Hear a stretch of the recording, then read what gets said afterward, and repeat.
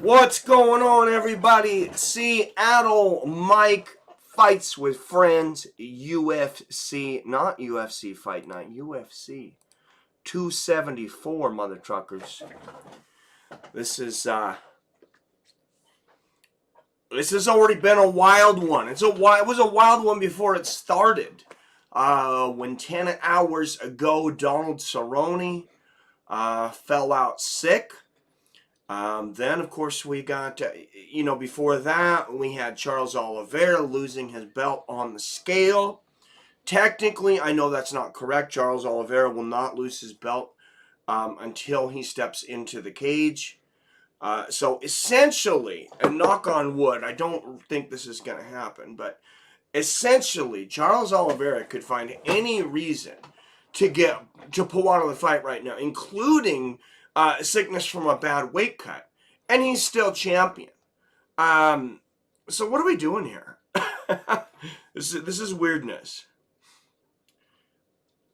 What's up, Cowboy? Oh, I didn't see that, Polly. I just seen that he was sick. I've been sick myself, so I've been trying to rest. Geez, I slept, what was it, from about, I think almost this time, about 5 o'clock yesterday in the afternoon, till 2 o'clock this morning when I got up for work, finished work, laid back down around 10, and then I just woke up about an hour ago. So hopefully I'm able to make it through a whole broadcast here. What's up, Robert Kerrigan, the drunken charge in the house? I might have to hand you the mic, Robert, to get through this if I lose my voice. Joe Rogan said he talked to doctor. It was possible food poisoning, not COVID. Okay. Yeah, I was going to say I hadn't heard the C word, but isn't it funny how the C word used to mean something totally different? Now it's another word we can't say, but we just can't say it online. No, I guess we can now, but I don't know. I still have a feeling that YouTube punishes me for talking about it very much. So, but whatever. I just came out with a video earlier. I don't know if you guys seen it earlier. Super thanks. It's a new monetization for creators, and I don't know if YouTube, I don't know exactly what their purpose on this was. I mean, obviously they're going to get a cut, so they're going to make some money. So, I mean, number one purpose for them is always to make money. But then so many creators getting demonetized for controversial videos, and I don't tell you guys anymore. When I get a video demonetized, I don't even say it anymore because it happens so often. You guys have no idea how many videos that YouTube literally has not paid me 1 penny. So the super chat is a nice addition. That's one of the main reasons. I didn't want to come out and complain, but that's one of the main reasons. Besides just not having the time to do it, that I stopped making so many DVR, non-stream videos, because I was just tired of not getting paid anything. And even the ones, a lot of times, that are getting paid, I'm getting paid like less than $1 a lot of times. Yeah, it's ridiculous. Even the algorithms will get you. Yeah, it's just, it's a thing that we have to deal with. And Benjamin Ford pulling the Cash App early. Benjamin Ford with the motherfucking Cash App. $2 donation from Benjamin Ford. And Tracy Cortez, the Arizona favorite, she's going to get a lot of pop coming out here. I'll tell you who's probably not going to get a lot of pop from the UFC in the future, though. And I'm going to say that's most likely Arizona. Because I don't imagine that Dana White's going to be really happy about them stripping his champion when he was out of town. Although, You know, he may have been a lot more in the loop on this than what he lets on to, and I mean, that's probably pretty likely.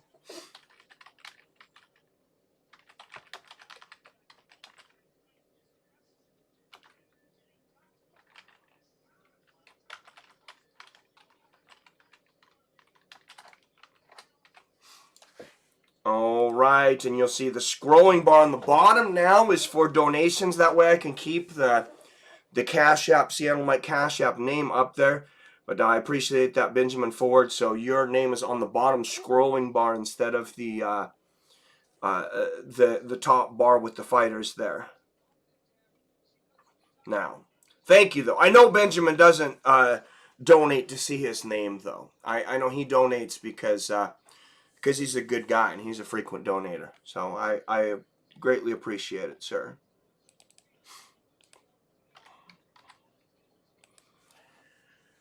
All right, Tracy Cortez had a lot of hype from her Instagram and Twitter and other things. I don't have Instagram, so I seen her on Twitter.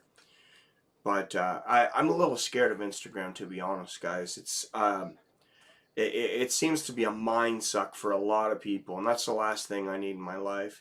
Tracy Cortez, 2 years older at 28. Both women exactly 5'5", but Melissa Gatto will have a 3.5-inch reach advantage. She is also the youngest fighter on this card at 26. The median age of the fighter on this card is very old. The main card, pretty much everyone's in their 30s, if not everyone. All right, first out of the blue corner, representing Rio de Janeiro, Brazil. She is a plus 120 underdog, undefeated at 8-0-2. Melissa Gatto. This next fight, Battle of the Hotties. Yes, sir. Am I the only one not getting any sound? I got sound, says Damon. Yep, sorry. Damon must be on your end. Oh, scared me, Damon, because I've had an issue with sound recently.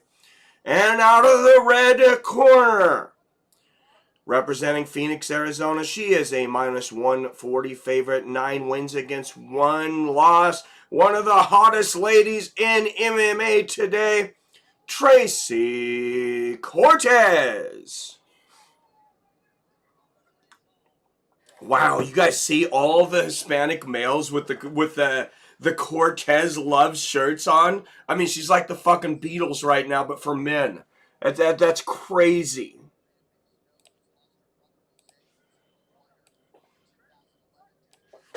I mean, very rarely. I mean, there's been sex appeal crossover, but very rarely do you see a male fan wearing female fighter shirts outside of maybe Ronda Rousey.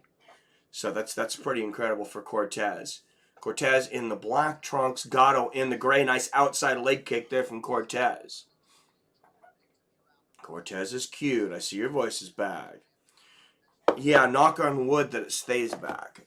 Oh, big right hand for Gatto over the top and an inside leg kick. And a good left hook upstairs. And Cortez takes her down inside the guard of Gatto. I got some hot throat coat tea. Plenty of water here, though. We're going to make it through this thing. I'm confident we can. Cortez is hot, that's for sure, says Phil D. Roll. Yeah, and I'm not usually into the tattooed chicks. It's not usually my thing. There are a few. There's a lot of them I think it makes look trashy. There's nothing trashy about Tracy Cortez. And inside, look at Melissa Gatto, though, with the high guard. Oh, she's got an arm here, and Cortez staying really calm as long as Cortez doesn't do anything stupid. Oh, slams her on her head. Good move there from Cortez, and she's out. And that is a fine ass on Miss Cortez there, if I do say so myself.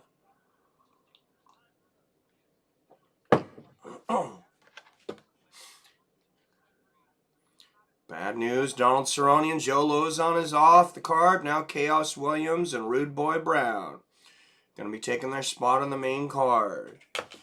Yeah, that sucks, Tony. And I actually didn't see that till about an hour ago. That's how much I've been out. I've pretty much either been sleeping or working since I did that update on Charles Oliveira, the update live stream yesterday on Charles Oliveira missing weight. And both women back in the center of the cage. Beautiful right hook over the top from Cortez. Good left there from Gatto. Yeah, that is a bummer though. I was really looking forward to that fight. Good outside leg kick there from Cortez. Great left hook and a right hand from Tracy Cortez. And now Gatto pushing her into the fence. We thought it was Cortez wanting to take this to the ground. Now it's Cortez says, I don't like the way I'm getting touched up. Let's try something else. And oh, great job there from Gatto though. Bringing Cortez down into her guard. We've seen Charles Oliveira do similar type takedowns recently, and this is growing in MMA. These throw types that get you that highlight position. But Cortez, speaking about position, she turns this around. She's up on top now. Melissa Gatto, though, she didn't come to lose. An extremely active guard here. And Cortez didn't have quite as far to bring her up this time. Cortez has got to be really careful continuing to extend her arm out of that. She's likely to get it broken. Oh, big right hand there from Cortez. Yeah, Melissa Gatto, I would advise not to try to get in a back and forth striking match from the bottom, though. You're not Nico Price.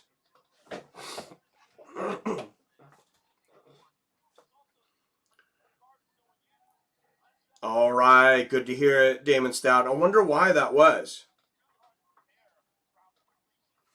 Huh. All right, 4 up in the chat.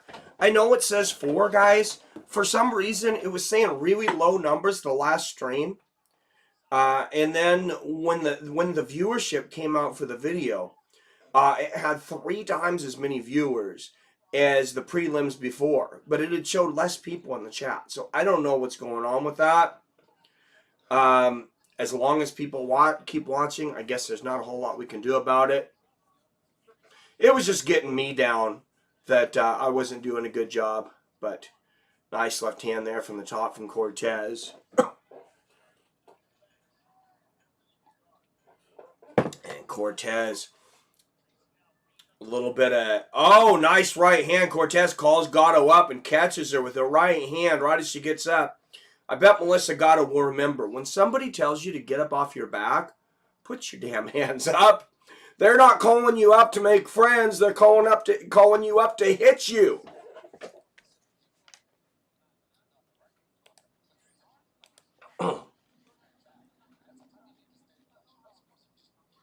All right, guys. Round 2 of this one. Anybody catch the Loopy fight earlier?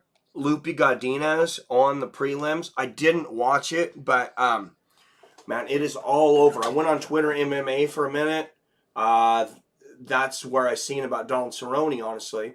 And well, first I seen he was off the card, and I thought it might have been a mistake. And then I went there, and Loopy Godinez is all over Twitter. At least I wasn't the only one. I just started a different video and came back, Haga.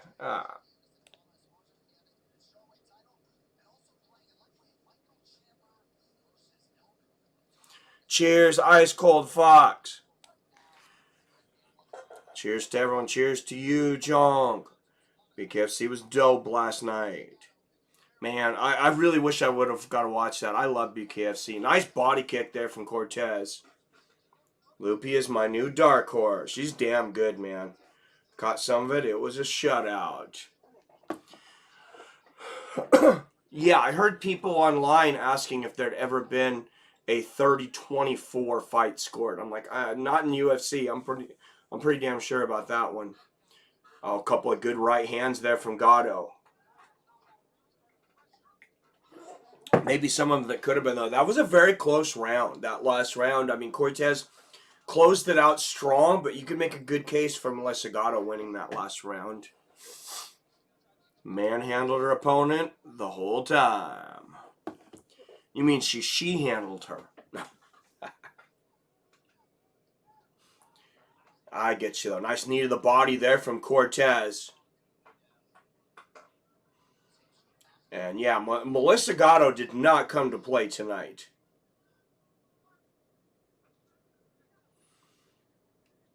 And you can see the focus in her eyes. Oh, beautiful right hand right on the chin and a left behind it for Melissa Gatto. And of course, she knew she was coming in to enemy territory. Tracy Cortez, the home state favorite. Great exchange there. Both women land. Good body kick from Cortez. And another body kick. She's been very successful with that so far.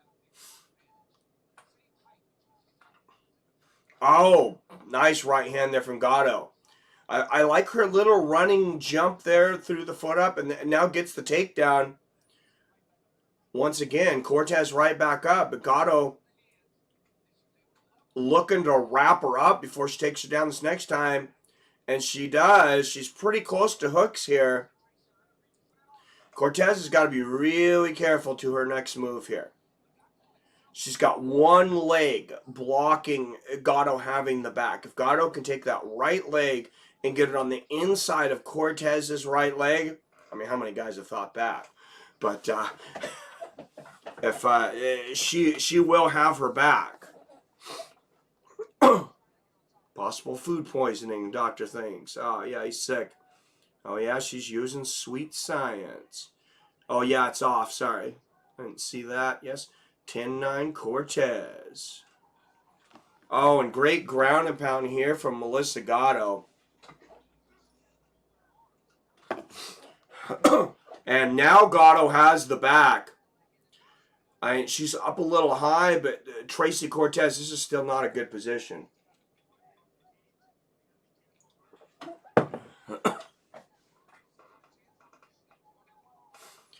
So these types of throws where you see someone wrapping themselves around the person to take them down. Oh, Cortez has got to be very careful here. Gatto's got a great position here.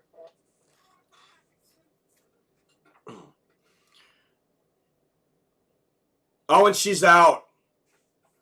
She slipped out. And now Cortez on top. Right to side control. Oh, and that's a great position there for Cortez. She had some leverage for the ground and pound there in the open guard of Gatto, but digging in deeper here now. Yeah, that was a little hairy there for a minute for Tracy.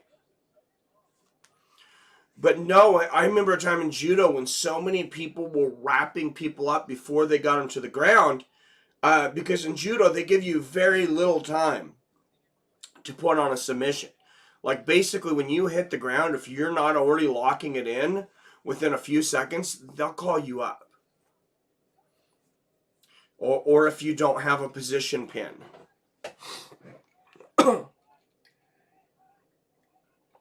And then judo outlawed a lot of those takedowns. Because they like to see big throws. Good hammer fist there from Cortez.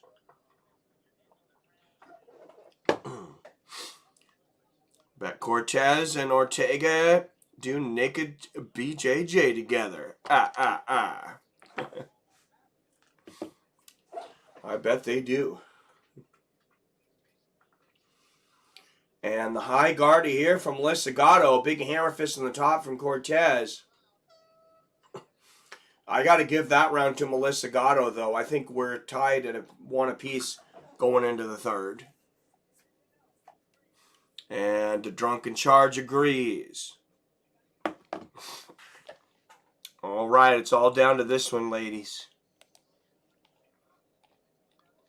Take all the Instagram, Twitter pictures you want, Tracy Cortez. This is the most important thing right now. You got to get it done.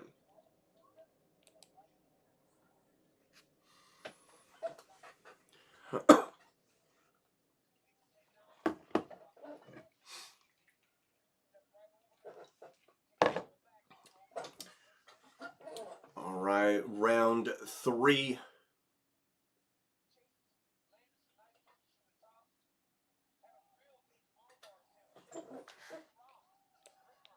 And Jason Herzog here to both women. So are you ready? Are you ready? Let's go.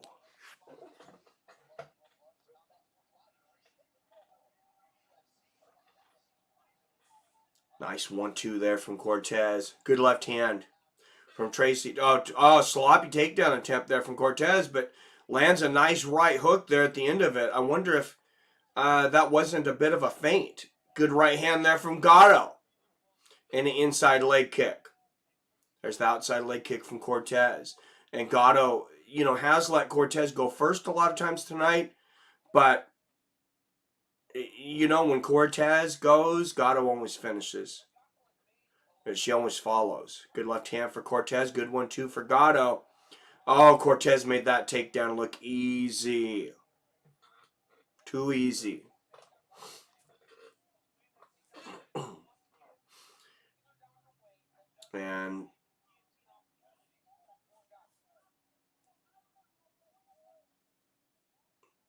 And here to half mount is Tracy. The main fight of the early prelims up next, Andre Vallejo and Cameron Van Camp. The reason that I wanted to make sure and start by 4 is because I wanted to make sure and see the fight after that. Blagoy Ivanov versus Marcos Rogerio de Lima, because I have a bet on Blagoy Ivanov.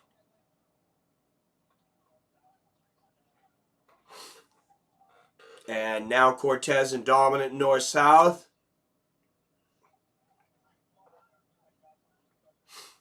Oh, big knee to the body there from Tracy Cortez.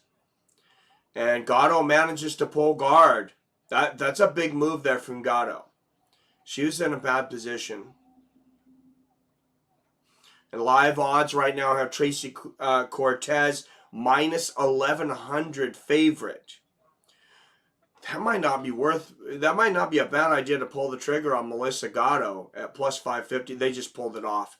Tracy Cortez went to a minus 1,400 and they pulled it off. Because,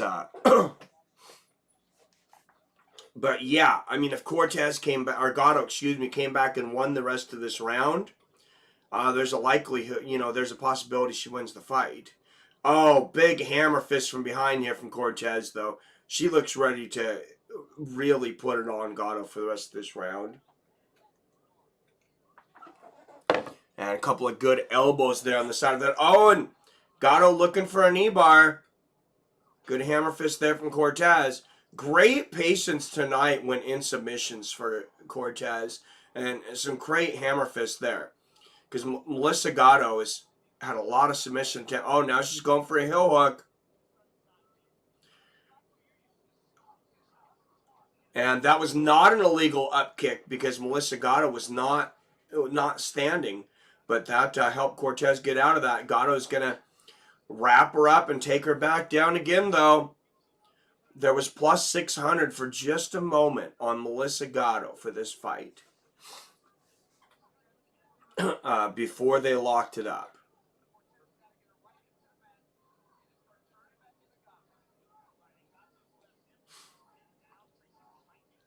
Already picturing it. Same, can't help.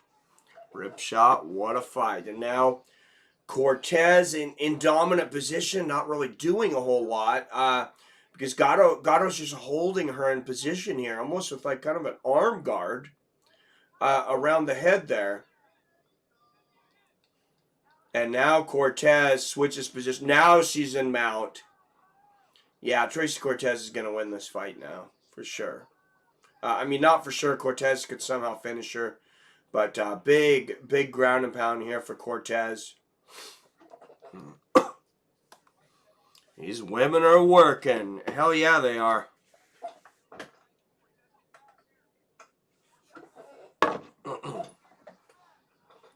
And Tracy Cortez, 30 seconds left, going for the head and arm there. Jason Herzog really getting in deep so we can see what's going on here. Nice 3-punch combination from the top there from Cortez and a great short elbow. That's actually an illegal upkick there from Melissa Gatto. I don't think much of it landed, so it's not not crucial. And there it is. I have it 29-28 Tracy Cortez. Remember, the first round was close, though. I thought the first round was very close, so it's going to be interesting to see if one of these judges gives it to Gatto. I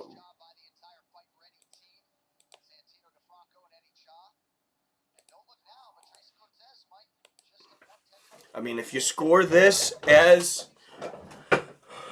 if you scored this fight as a whole, and that's why I like this back in the day, the old Pride rules way of scoring things, there's no way Melissa Gatto wins this because of the way it ended. And I believe in Pride, the second half of the fight was worth more than the first half as well.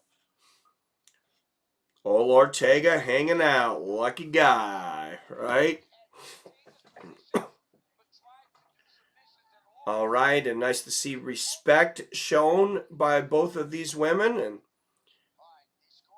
Ortega, the good boyfriend, bringing her over her necklace before he hopes she gets her hand raised. All three scored the same. 29-28. Tracy Cortez. Hey, Robert, do me and you know how to score fights or what? Ortega done stole my chicks, King James. And I gotta tell you, King James, there's not a whole hell of a lot you could do about it either. Me and you both. People think Brian Ortega, oh, I take him, he's 145. Dude probably walks around at 180. So 10-fight win streak for Tracy Cortez. Talk about a comeback story. Loses her first fight in MMA, comes back and wins 10.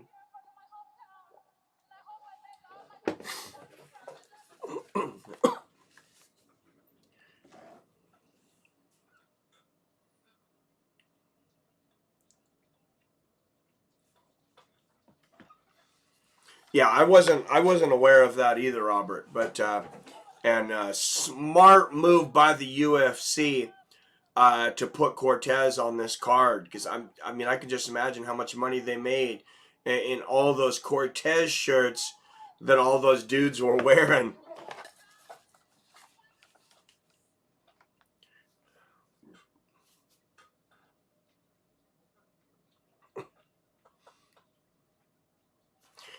All right, unanimous decision, Tracy Cortez. Yeah, I wouldn't want to fight him, or any of these professionals for that matter. Yeah, now that we've gotten lately more and more of a look behind the curtain as to how big these stars are compared to the weight that they supposedly are the night of the fight.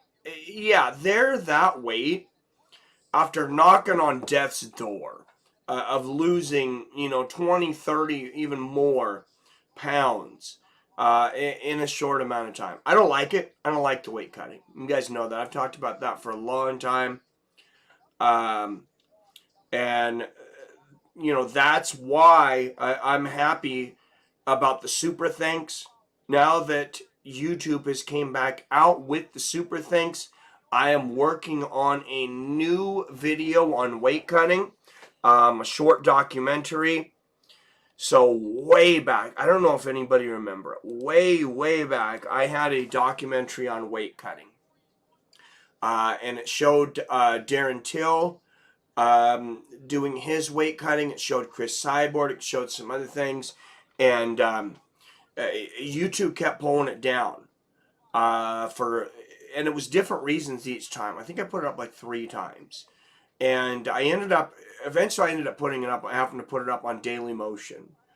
And surprisingly, like 300 people went there and watch that video on Daily Motion. I was very happy with that. I did not expect to get, much tread from that.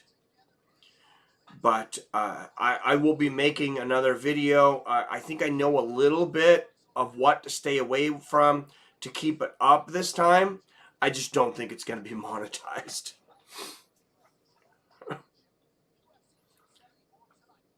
What's up, Snake Plissken? Yeah, we're sad, man. We're sad about Donald. Donald and his food poisoning.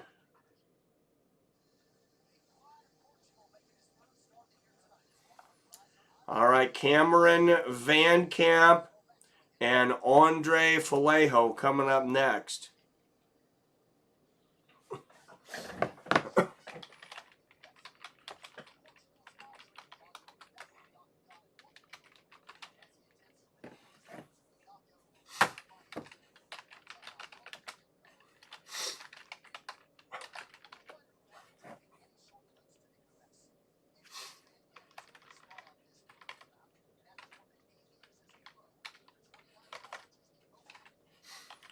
Wonder how many times Cameron got called Cameron Vandy Camps when he was in school.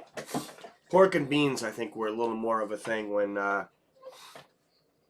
me and Robert and some of the older guys were kids. I hope you don't mind me lumping you in there with the older guys, Robert. I know I know you're a little younger than me. Take us lucky you ran to West Coast. Haha. Cheers, Snake. Yeah, there's yeah,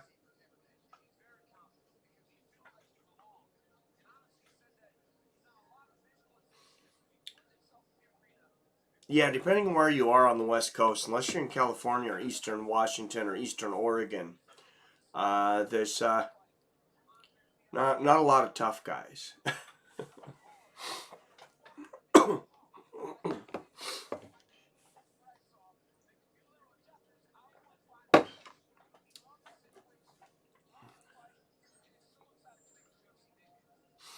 All right, Cameron Van Camp, 4-fight win streak. This is his UFC debut. He has 9 first-round finishes. He's finished 13 of his 15 wins, 4 knockouts, and 9 submissions. So like I said, I have one sole bet tonight. He was a minus 120 when I pulled the trigger. He's now a minus 150. That's Blagoy Ivanov over Marcos Rogerio de Lima. That's the next fight up. If you guys want to look into that, I think there's still time to bet on it. Cheers, Snake. But I just think I think Blagoy's got too much experience, too much left in the gas tank to lose to a more inexperienced guy like De Lima. But if De Lima hits him with some of his legendary leg kicks, that could change things.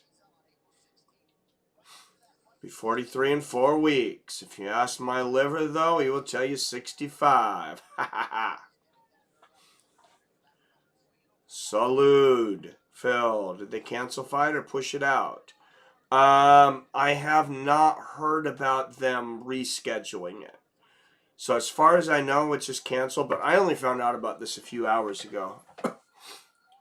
And Gilbert Burns giving the fist pump to his training partner, Andre Vallejo. 21 days ago. If it seems like Andre Vallejo just fought, he just did. He just fought 3 weeks ago.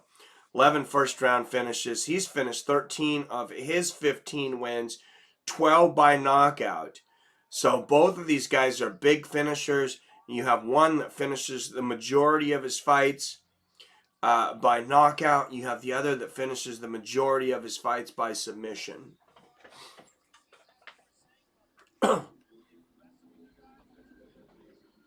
Hear the allergies, Mike. What's up, Clavid? Yeah, I'm doing what I can to get through this week. Canceled for now. I'm hunting him down all the way from Illinois, but I can't afford the gas. Boy, is he lucky. Hope Tony wins. Yeah, me too, Snake. And it's not that I don't like Chandler. I mean, I've been a big Tony fan for a while, I think as most of us have. And, you know, Chandler's a couple years younger. He's 36. Tony's 38. It's not the end of the line for Chandler if he loses. All right, Cameron DeCamp, or Van Camp, excuse me, 1 year older, 2 inches taller at 6'2". But both men will have a 74-inch reach advantage. Andre Vallejo, though, a big favorite at -425. Wow, that is quite the jacket on Mr. Buffer today. Out of the blue corner, a +320 underdog representing Indianapolis, Indiana. 15 wins against 5 losses. Cameron Van Camp. What's up, Invisible Bully? That fight got canceled, dude. Cerrone came up sick. It sounds like possible food poisoning. And out of the red corner, representing Cascais, Portugal. He is a -425 favorite. 15-4. Andre Vallejo. Wins the fights with his demons is all I hope happens tonight. As for the fight, it's Justin's destiny. Could be. I was enjoying the and Andre Vallejo becomes the first fighter just like that to make 3 octagon appearances in 2022. Good front kick to the body there from Van Camp and an outside leg kick. Cerrone and Lauzon is off. Good outside leg kick there from Van Camp and a good front kick up the middle. And an early start as you see a lot of newcomers kind of touching their opponents a little bit. A lot of times these veterans will wait to, see if they can pick out any patterns. Good outside leg kick from Vallejo, followed by a body kick.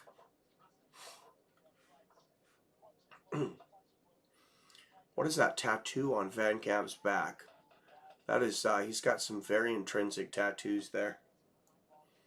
A couple of good leg kicks from Van Camp. Can you guys understand me? I know I'm pretty quiet compared to usual. Good 1-2 from Vallejo.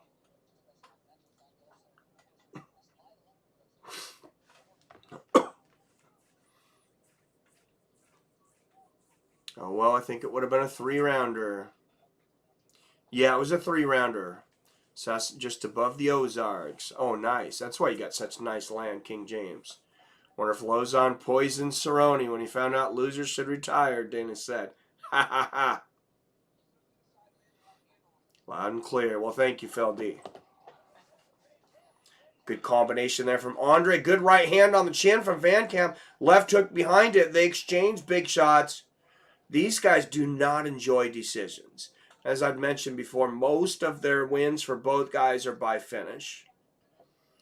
And Van Camp lands another one of those front body kicks up the middle. He's been really successful with that and lands a good outside leg kick.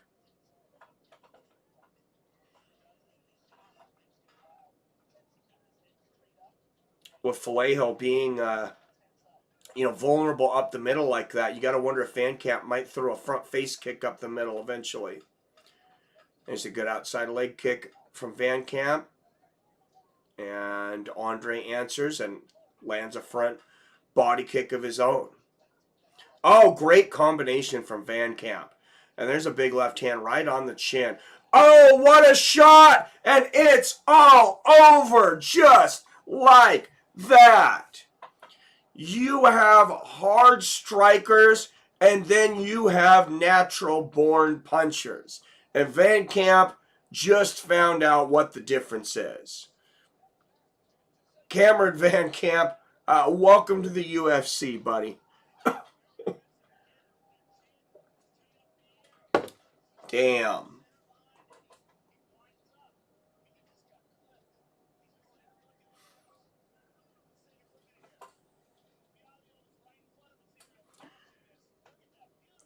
Big left hook right on the chin there from Andre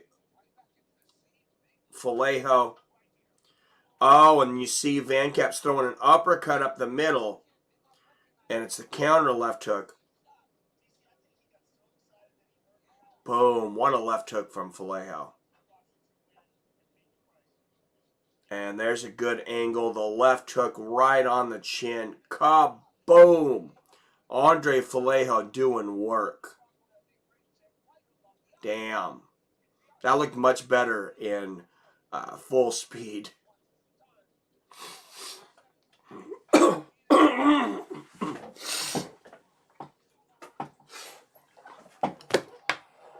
Alright, guys, and I'm going to post that up to my Twitter.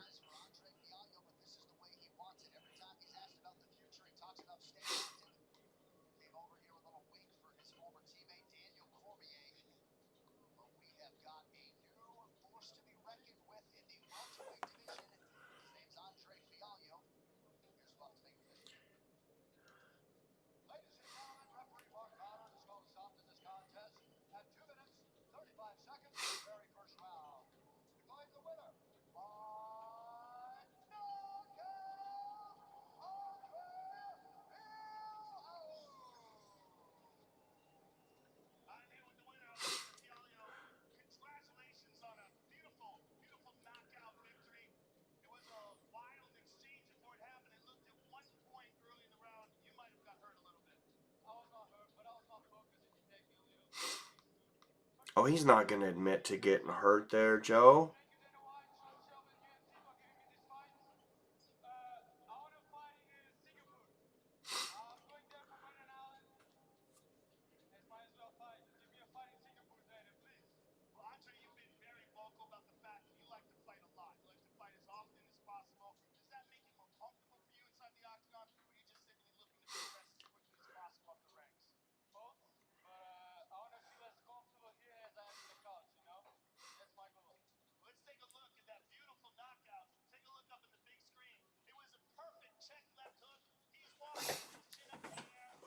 All right, for anybody that wasn't able to watch that last fight or that knockout, I just posted it to my Twitter.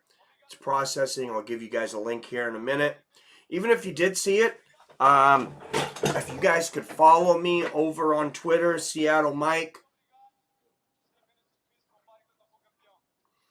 I'm just going to share this video. That way you guys are able to go to it. And you can follow me there from there if you choose. But if you guys could help me out, help me get some follows over there, I would appreciate it. Oliveira missed weight, or were the scales wrong? Possibly both. Second I turned my head, that happened, Phil said. Yeah, that was random. Damn. Yeah, that was quite a shot.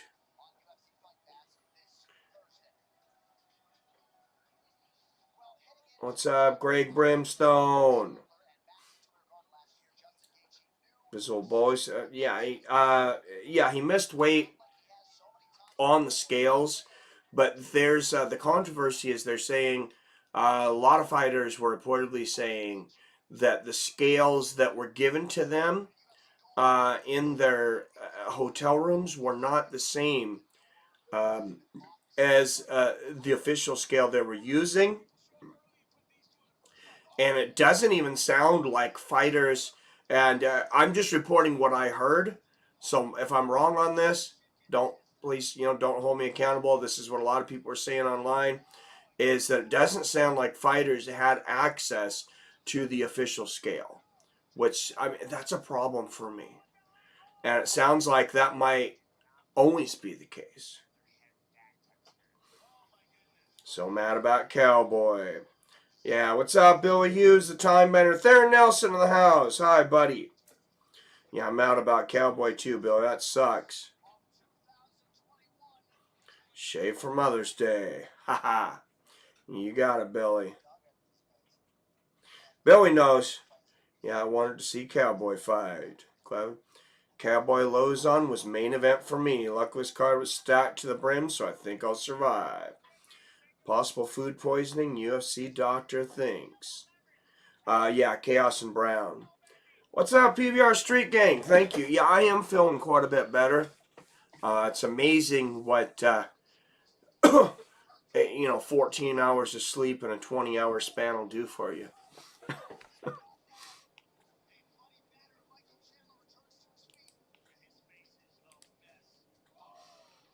I didn't even want to go back out yesterday, and then I was in our medicine cabinet. I did end up realizing we had some NyQuil left, so I was happy. I didn't want to have to go back out to get it. Should give Oliveira his belt back. If there was a problem with the scales, he shouldn't be held responsible for that. I agree. Robert says there is conspiracy that 22 fighters on cards were 0.5 off, but Justin showed that scale he used was right. Rose, Tony, and Chandler scales were fine as well. 20 plus other fighters made weight. And I mean, there's a lot to unpack there. One fighter was over 2.5 pounds. There were a few fighters that were 1 pound over. The majority of fighters were at least half a pound over. A few things to that, though. One, you get the 1 pound allowance if it's a non-title fight. And these fighters know that. So, as Billy Hughes pointed out on the live stream yesterday, if those fighters if they knew they had to make that weight and had another hour to do it, most likely, most of them or all of them would have made weight. Oliveira missed weight, his fault for even being close. Moving on. Got money on Tony. Gonna win big. Phil D says, interesting. Well, I mean, in controversy sales, the UFC knows that. You look at one of the biggest moments that got so much attention on Khabib Nurmagomedov. When did he really become the huge star that we know he is today? Yes, when he fought Conor, which had a lot of controversy around it as well. But when the casual fan started really knowing who Khabib was, is after Tony tripped on that wire and tore his LCL, and Ali Aquinta had to step in on late notice to fight Khabib. That pay-per-view sold extremely well. And that fight companion did extremely well. It's still one of the best fight companions we've ever had. I believe it's the second or third watch video that I've ever posted or streamed. And without that controversy, I really don't see that pay-per-view doing well with a late notice Ali Aquinta. So I think the UFC is going to, they're going to milk this for what it's worth too. You see the odds coming in a little closer. Money coming in on Gaethje.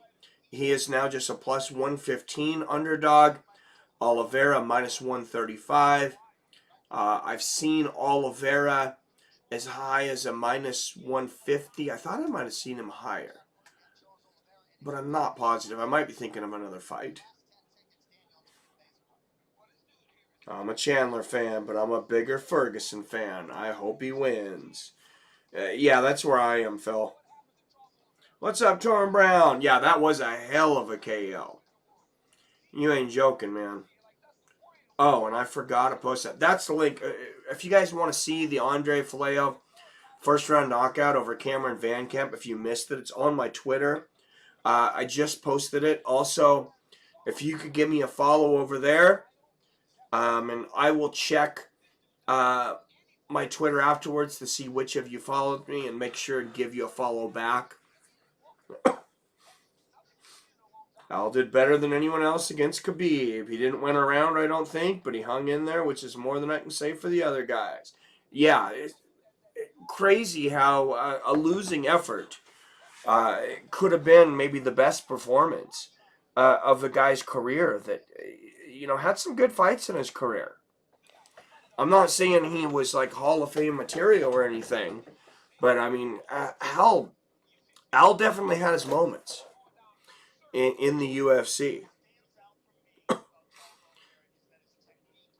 Thank you for the retweet, Greg, and thank you for the like, Greg and Thug Life Stewie.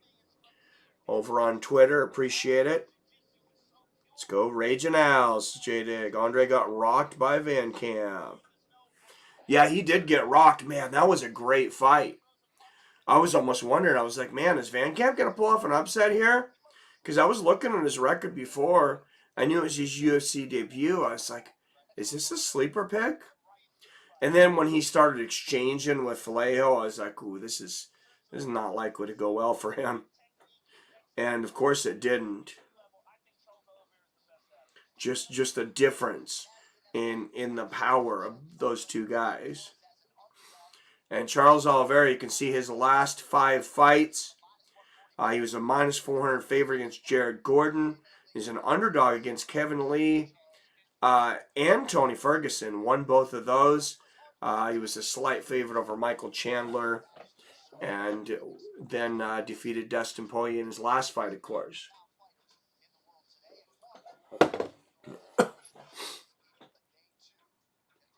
All right, guys. Here's my one and only bet coming up in this next fight. I am getting very picky about bet. Well, I've always been pretty picky about what fights that I'll bet on since we got legalized gambling here. And I try to make it a point that if there's not something I think is really good value on the card, I'm just not going to pull the trigger.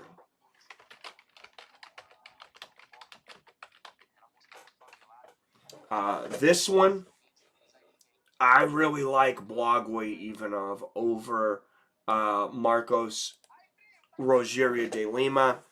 I picked up Blejovich at minus 120. He's moved up to a minus 150 now. I think he's still a value pick. You guys know Justin is a podhead. He smokes during camp but stops 3 weeks before fight. That's discipline. Said it on the Full Send podcast, aka Nelk Boys interview. We are starting to find out, and I'm not encouraging people to take drugs, and I'm definitely not encouraging people to try, to start something if you weren't already doing it. What I'm saying is we have seen a lot of fighters, jiu-jitsu guys and stuff come out recently. The more acceptable it gets, the more people you see start coming out talking about their benefits in training with cannabis. It's not for everyone. And that's why I say it with caution. Most of you guys know this, but I still feel the need to say this because it's YouTube. There are some issues with it. I have my daughter's boyfriend actually has been in the hospital puking several times these last 6 months.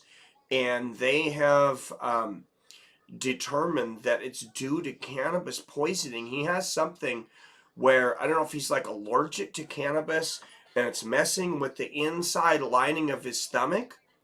And he was hoping he's a great guy. And don't be like, oh man, you let your daughter date a pothead. Dude is one of the most elite swimmers in Whitworth College in Spokane right now. The guy he's 6'7", about 240 pounds stat, and I don't want to know if I can beat him up because I might not like the answer. Luckily, I like the guy.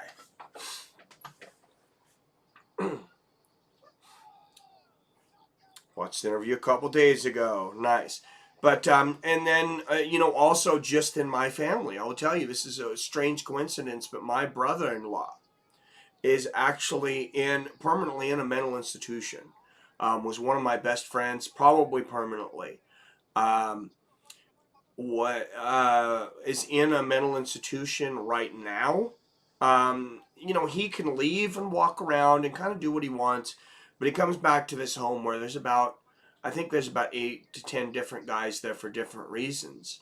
What happened with him is he started taking marijuana. It seems like it was mostly because it was edibles that he was taking, and because he had underlying schizophrenia in his family, it's something that, there's a good chance it would have affected him in the future, but it triggered that underlying schizophrenia early.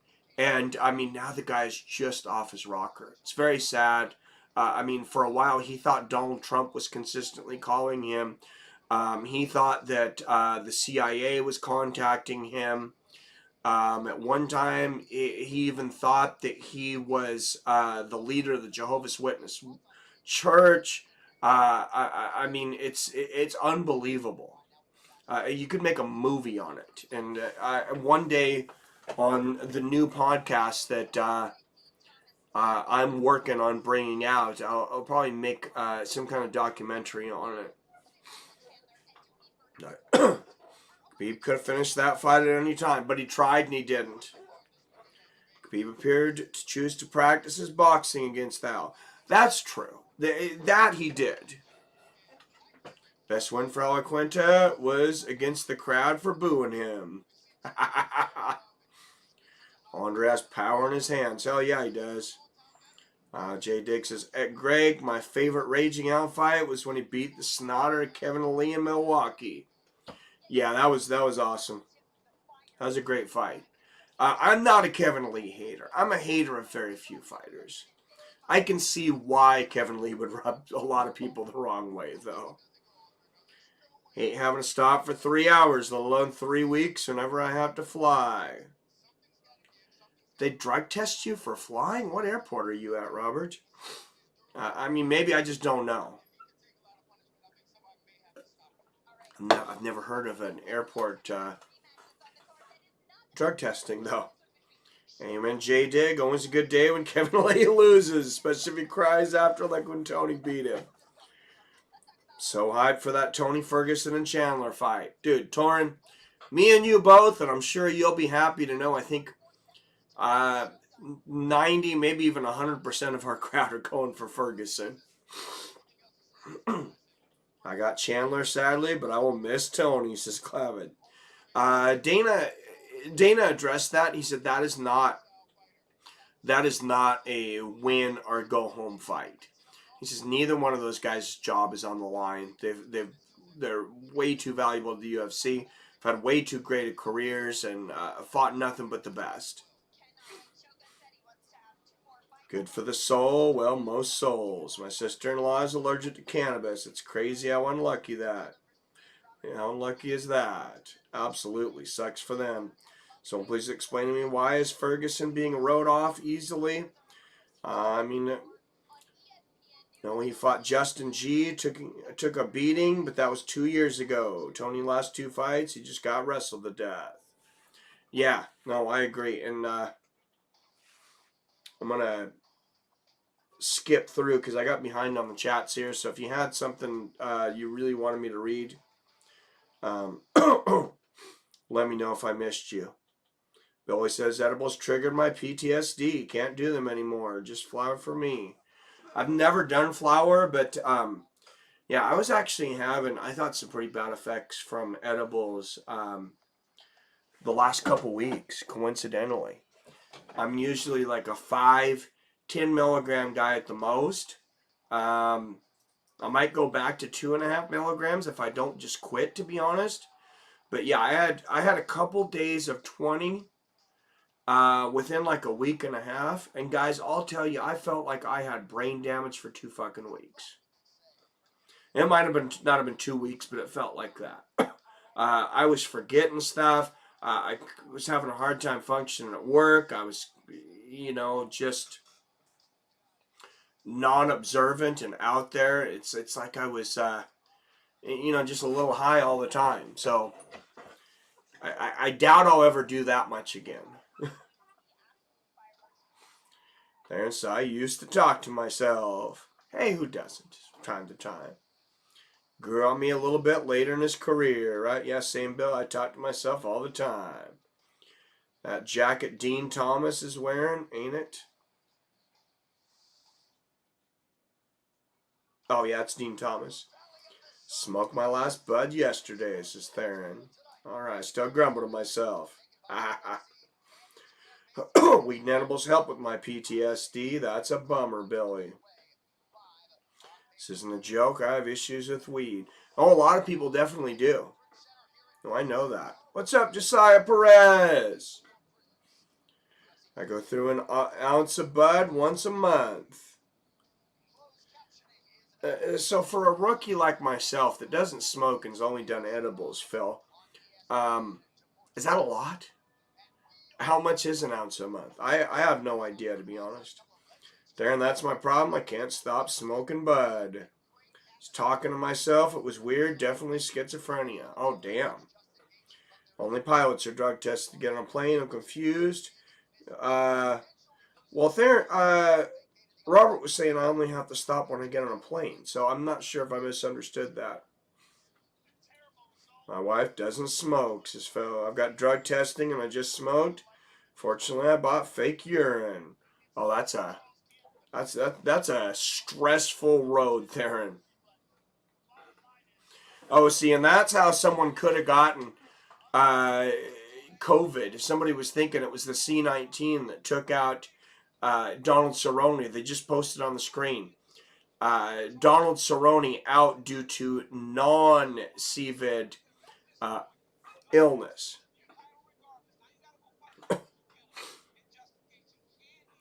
People are blaming Tony Ferguson for Charles Oliveira weight miss. Yeah, I think Charles Oliveira probably needs to.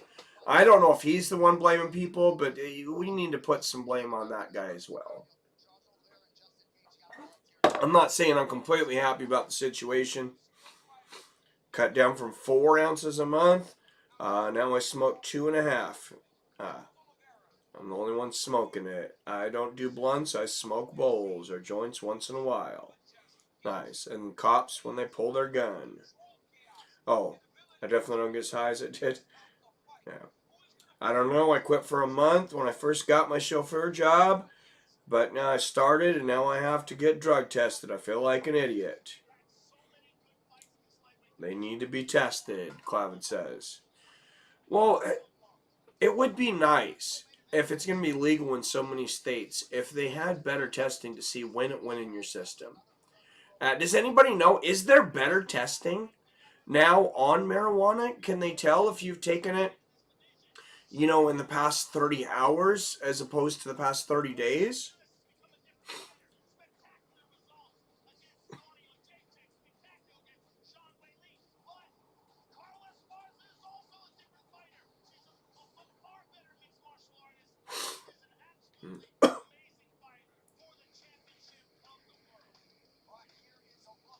Love edibles, but I have to take just the right amount. I hate it when I take too much. Yeah, I got this idiotic feeling that more was better. More is definitely not better. Definitely not. Parents easy to pass those tests, I'll teach you.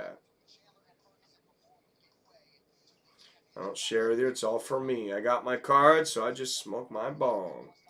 You're in good shape, Theron, which helps a lot to pass the test.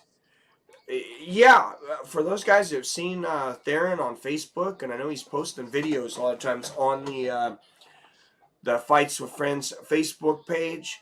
Yeah, this guy's in monster shape, in his 50s. Dude, you look good, Theron.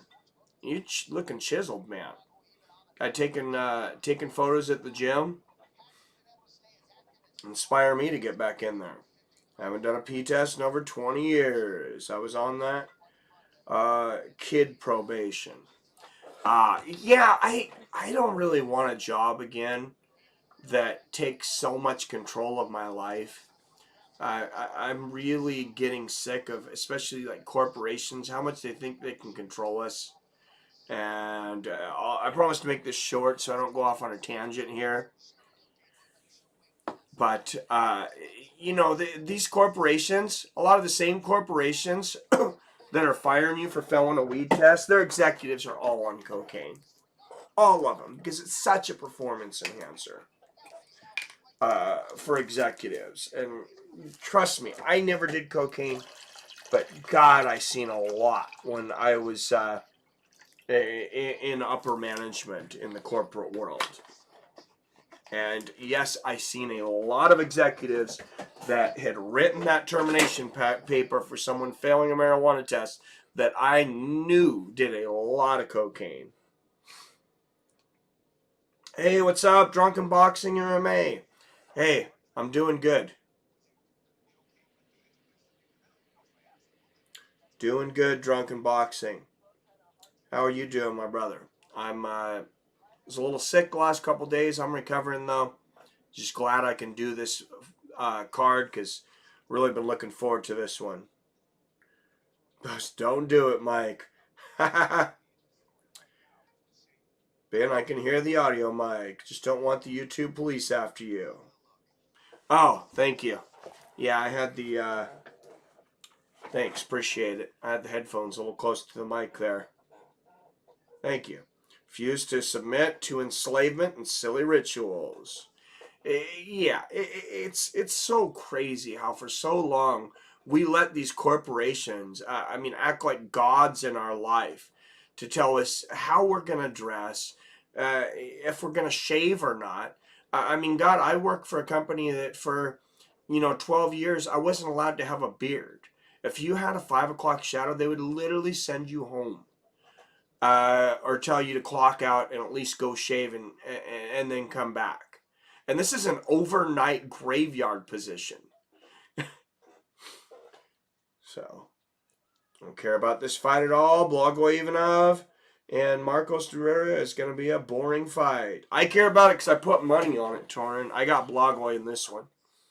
I think Chandler is going to wrestle Ferguson and make it a boring fight. I don't know. I don't know. Ferguson came out and mentioned how much he's been working on his wrestling. And, the Weasel. I don't know how many of you guys know the Weasel. He's got a big YouTube channel. But also over on Twitter, it was talking about how Tony's been working on wrestling a lot in his camp. I guess there were some videos of it. And I don't see Tony going for a lot of takedowns, but he is a submission guy. So at least his takedown defense might be better. Yeah, I agree, Phil. Ridiculous. Ivanov, boring. I beg to differ. He will beat De Lima. Yeah, I think so too. Ivanov by submission. Torrance says, yeah, I know Weasel. Yeah, he's a bright guy. Oh, hell yeah, I like both those guys. Should be a good slugfest. Tony is getting KO'd round 1. Put your bets in. The guy is done, says Billy.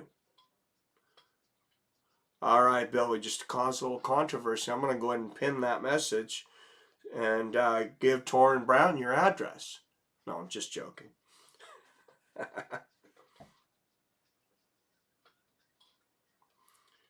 Canelo versus Bivol. Who you got? I got Canelo.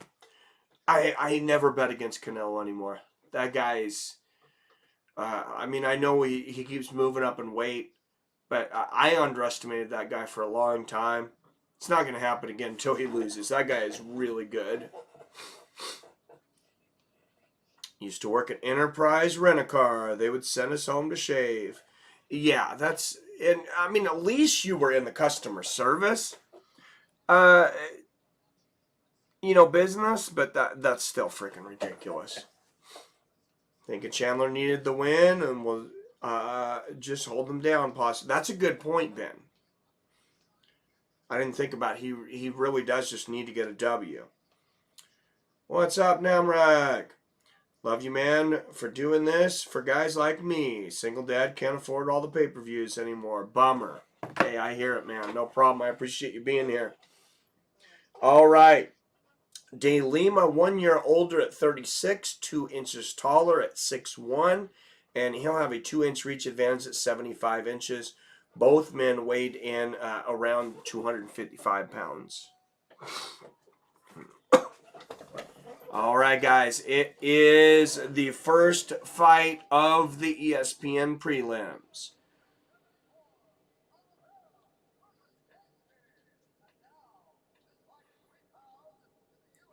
Ferguson is also working with Freddie Roach, too.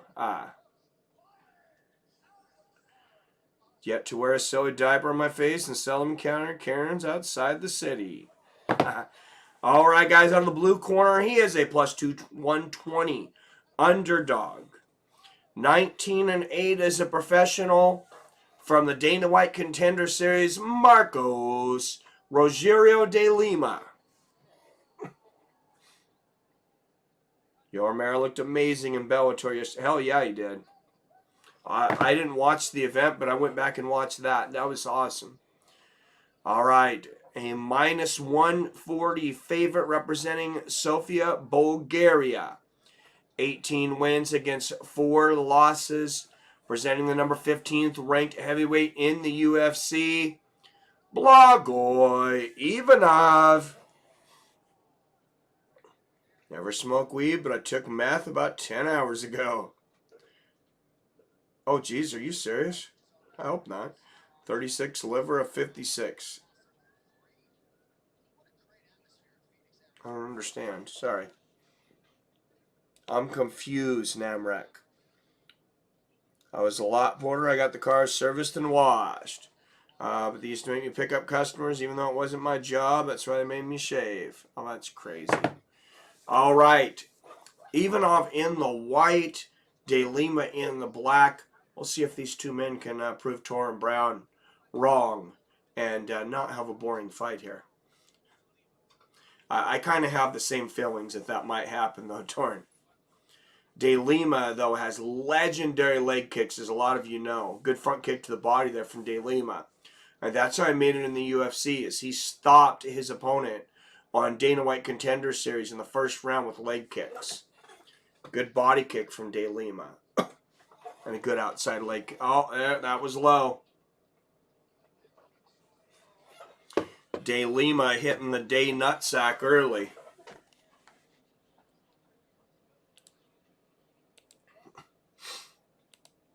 And here in a second, we'll reset the fight clock at 4 minutes. And Blagoy will get some time because that was definitely a low shot. All right, and we'll go back 410, 409, 08, 07, 06, 05. Left in this round.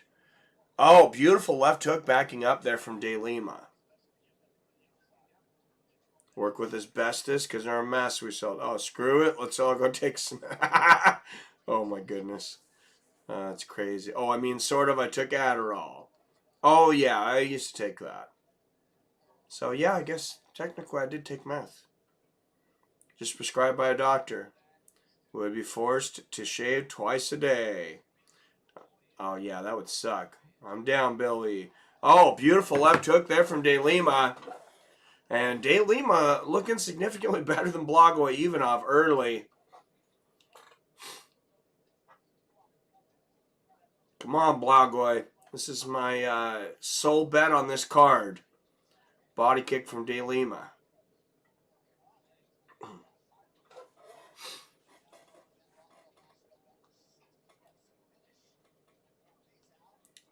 Phil real helps me, kind of helps me zone in, not get lost in my own mind for hours.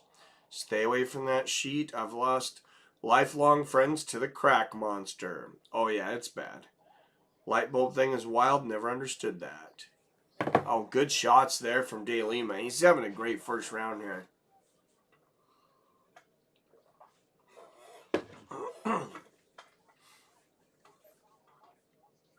You can definitely tell these guys are heavyweights. Both of them carrying a little around the middle.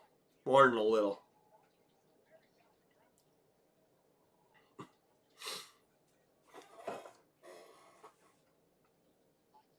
King James was always screwing around. I took my Adderall about 10 hours ago. I've got a prescription for it. My horrible ADHD, I understand. I wasn't surprised as a kid, but as an adult, I'm glad I did. Yeah, I think it definitely does help some people.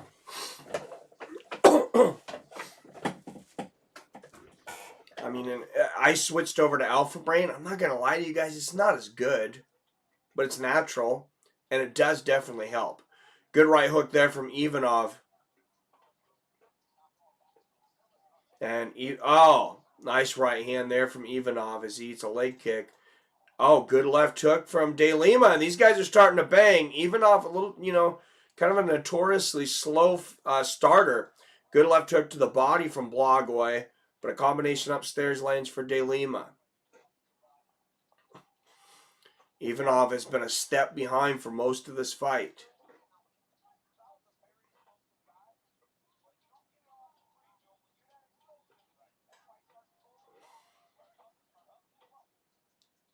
Oh, and Ivanov catches the front kick attempt from De Lima. We'll see if he tries to take him down. Ivanov's got a great submission game. He's got the body lock here.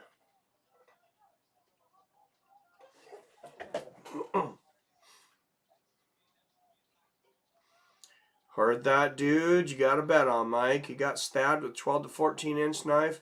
That's the craziest scar on his chest. Yeah, I know. It's nuts. Started smoking meth when I was 15 out of a light bulb. Oh, Jesus. Ran out. We used to unscrew neighbors of their porches in the trailer park I lived. Oh, that's nuts. $10 left in betting accounts. Ideas for a solid UFC bet tonight. I'll pin that one, Billy. I'll stop picking on you. What's up, OG Derek Carnation? Good to see you, man. I expect to see a big crowd for this one. That's why, even though I wasn't feeling great the last couple days, I did not want to set this one out. Oh, good left hook to the body from Ivanov, but he eats a left hook upstairs from De Lima. Oh, and a great exchange at the bell. De Lima maybe a little late there, but I got to give that first one to De Lima, 10-9. Marcos Rogerio De Lima.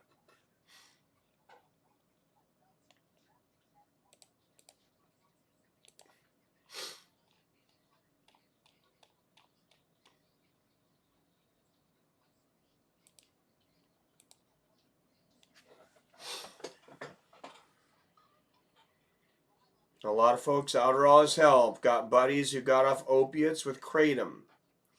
Yeah, I might try kratom again. I tried it. I didn't really like the feeling I got from it, but honestly, I'm not real sure about the source that I got it from. So, I mean, I didn't buy it on the street or anything. I bought it in the store, but.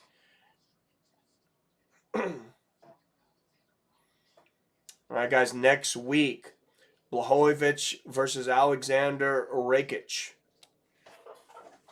That's going to be a good one, and because of the low blow, I just accidentally made this a 4-minute round.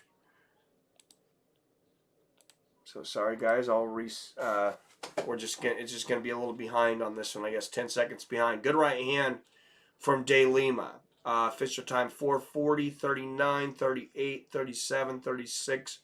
4:35 left in the second. Bill, you should bet on Tony because he's going to smash. Tony's going to shred Chandler's face. I really want Tony to win, but I don't see it after his last couple performances. Don't like Chandler. He's too arrogant. Like I said, I've lived one crazy, fast-ass, trippy, fucking drug-filled life for 25 years. Clean for 8 years now. Nice. Quality kratom makes a big difference. I guess it's legal. Who's good? Good combination up top there from Ivanov. And a couple of straight jabs there from Blejovich. He's got to have a much better round, much faster pace than the last round. And De Lima lands a left hand there. Oh, another left hand and a left hook. Ivanov keeps getting countered when he comes in. And now he finally shoots for a single leg. Oh, big left hook there from Ivanov. I think De Lima might have hurt his hamstring or something. defending that takedown. I didn't like that reaction he had. Did anybody else see that? It could have been nothing, but Ivanov reaches for the single leg. Looked like De Lima was easily going to stop the takedown. Then he had a bad reaction when he popped up. So, and uppercuts from De Lima as he tries to stop the takedown here of Ivanov. Or uppercuts from De Lima, excuse me. It's going to be a good win. Got some money on several fights tonight. Plus the Colorado Avalanche went up 3-0. Oh, nice. $60 an ounce through Jesse on Fire YouTube channel. Thank you, King James. I will go there because I want to support somebody who's a fellow MMA YouTuber too. Good left hand there from Blagoy. Oh, big 1-2 from Blagoy. Something happened to De Lima. Good 1-2 there. Something happened when Blagoy went for that takedown. And De Lima's not been the same since. Good left hook and a right hand to the body from Blagoy and a 1-2 upstairs. Oh, big left hook from Blagoy Ivanov. And De Lima missing wildly now. I think it's pretty obvious. Yeah, his leg is not underneath him.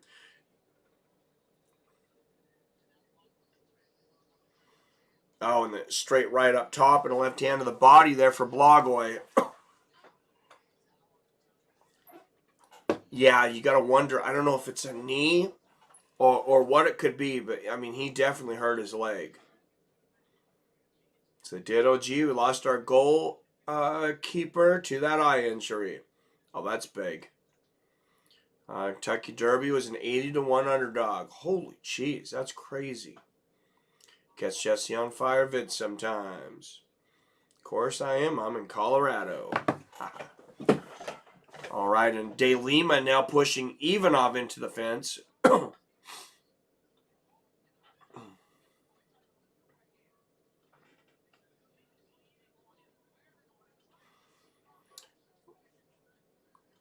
Oh, a couple of good right hands, right hook and right uppercut there from Ivanov. Good left hook to the body from De Lima. Oh, beautiful right uppercut from De Lima, who I'm not sure how much that leg's still bothering him, but he seems to be throwing punches okay now. Good jab there from De Lima. 40 seconds left in the first. Big 1-2 from Blagoy. Oh, and another 1-2 from Blagoy. Good round here for Blagoy Ivanov. And Ivanov double underhooks on the inside. We'll see if he's able to... oh, he's got the right underhook now. Right underhook in the left wrist.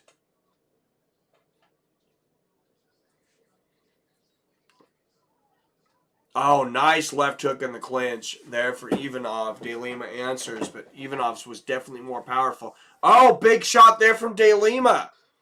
And Blagoy continues to walk forward. Great round for Blagoy Ivanov, though. I got her a round apiece. And now we can have our fight clock back. No more low blows, guys. They screw up my fight clock.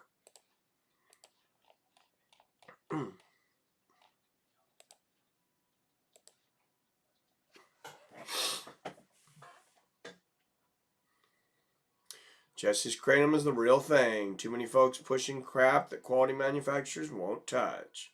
She's pretty hot, nothing crazy special or anything. Bisbing's wife is smoking, though.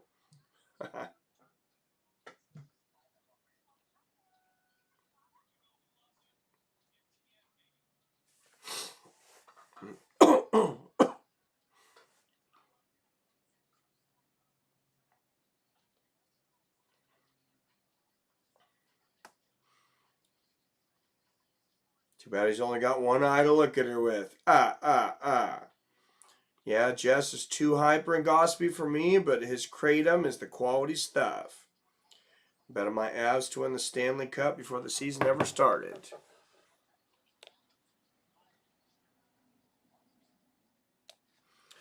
That's a good bet. All right, left hand from De Lima to start the third. I believe we have a 1-1 fight here. Good straight left from Ivanov. And my $50 is on the line, so get your shit together, Ivanov. Straight right there from Rogerio.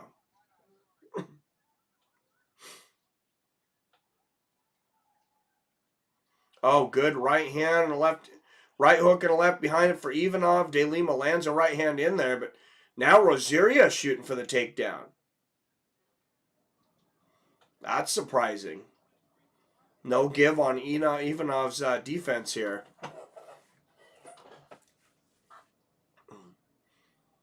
What's up, Days Hip Hop? Justin is going to whoop Charles.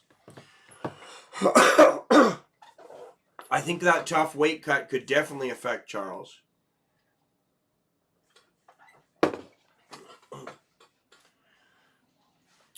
So what I'm hearing now, though, is that if Charles wins, he will immediately fight someone for the vacant title. So, I don't know. Weird things. Could possibly Conor McGregor get thrown in there? Very possibly. Ivanov looking for the guillotine here. Not expending a ton of energy on it, but I just don't think he's going to get this here.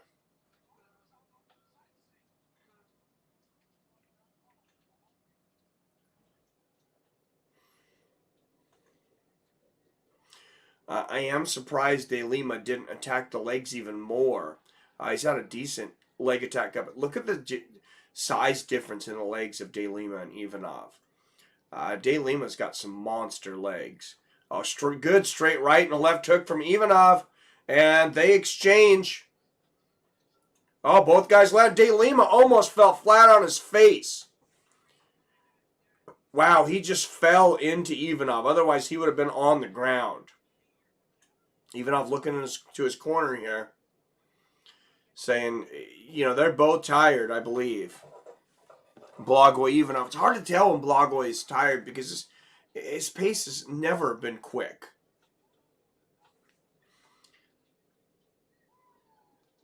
I've been saying Av's going to win the Cups for months too. Just won $100 from a buddy who's from Nashville. Oh, nice. I used to watch JOF, but he does. And says too much hinky shit. Gives me a creeper vibe.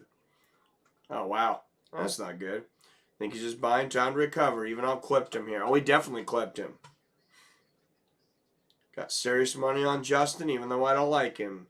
Said at the beginning of the season, Bruins going to win this cup final. Oh! Both guys landing big, and now Rogerio landing a big right hand. And look at the left hook to the body from De Lima. I mean, both guys, you can tell they really want this. They might not have a firecracker pace, but this is a battle. Good right hand from Ivanov. Oh, look at the kind of karate kick to the body there from De Lima. Ivanov just kind of gave him this look like that was weird. 1-2 there from Ivanov. Good straight right there, or straight left, excuse me, there from Ivanov. And Ivanov doing a little trapping there. A little bit of Jeet Kune Do with the wrist there. For my Jeet Kune Do fans out there, I'm sure probably noticed that.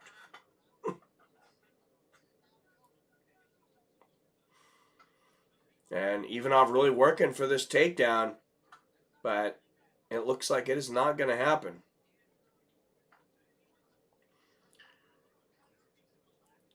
Come on, Ivanov. Take him out of there. Good left hook right on the chin there from Blagoy. Oh, great body kick from De Lima. Left hand there from Ivanov. Oh, good left hook from Blagoy and another left. 20 seconds left. De Lima put everything into this takedown attempt, and he's going to pick Ivanov up. Ivanov grabs the fence. What a bad ending here for Blagoy. It looked like he had definitely won the round. Rogerio going for a big takedown, picks him up. Doesn't make Blagoy looks good that he grabs the fence on top of it.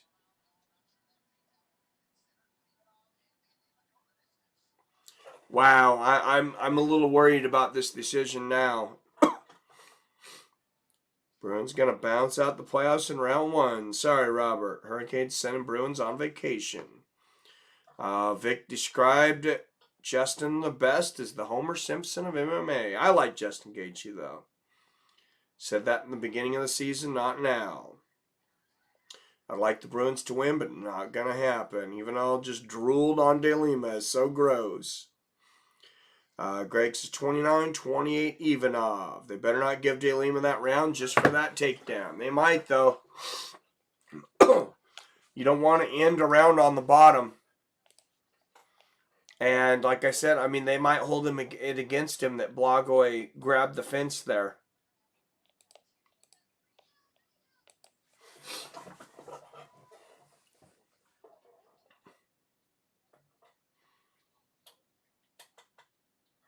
He's got that vibe too, Robert, but I just figured he just wasn't the type I ran with. My crew wouldn't have tolerated his kind. Robert, you got Thug Rose winning tonight. Is there a creepy YouTuber out there that I don't know about?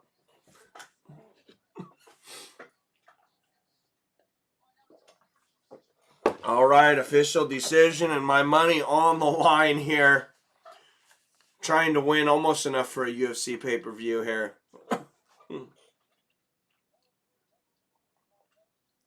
All three have it 29-28.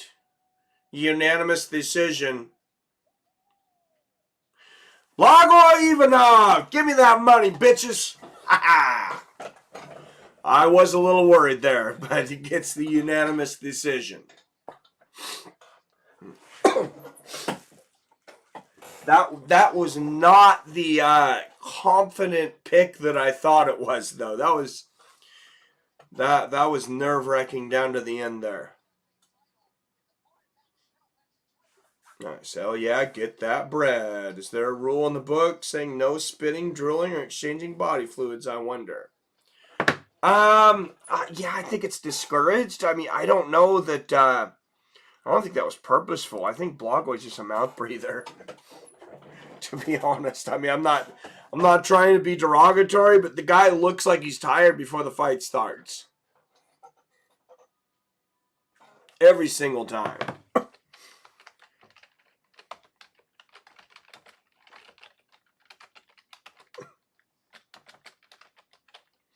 And, he could have issues breathing because of getting stabbed in the chest when he was younger. I'm sure that does not help. I wouldn't be surprised if he had some lung damage from that. So Phil D roll with the super chat. Super chat.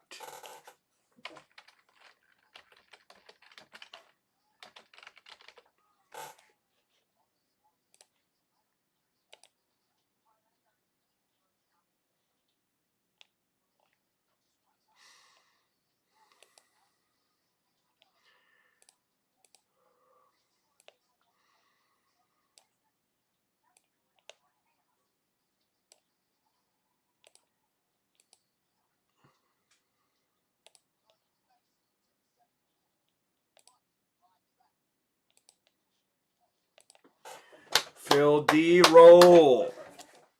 Thank you, sir.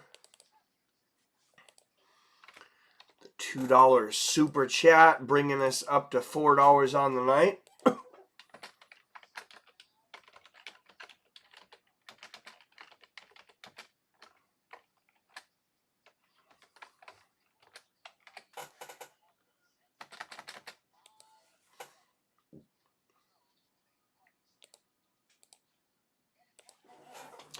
All right, flyweights, Brandon Royval and Matt Schnell up next. This should be a fun one.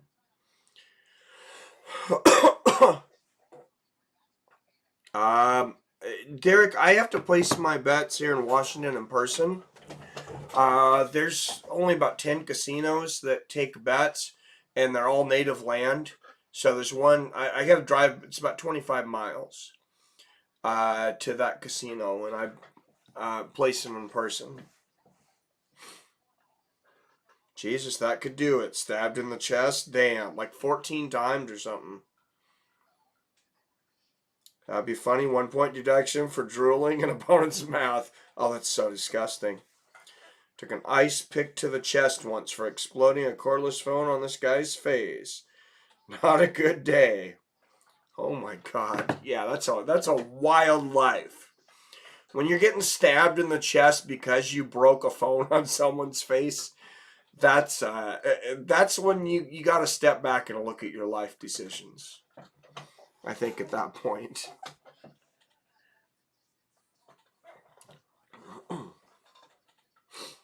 Went to my local reservation to get smokes today. Way cheaper.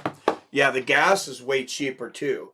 And that's what, I mean, even though I drive a Lincoln Navigator, it literally gets 10 miles to the gallon. It has not been fun with $5 a gallon gas. But the reservation's almost $1 cheaper than where I'm by here. So that makes it worth it if I have to fill up. Pays for the trip. It's the perfect throw. I landed as hard as I could. Oh, what did I miss here? Oh, you took an ice pick to the chest.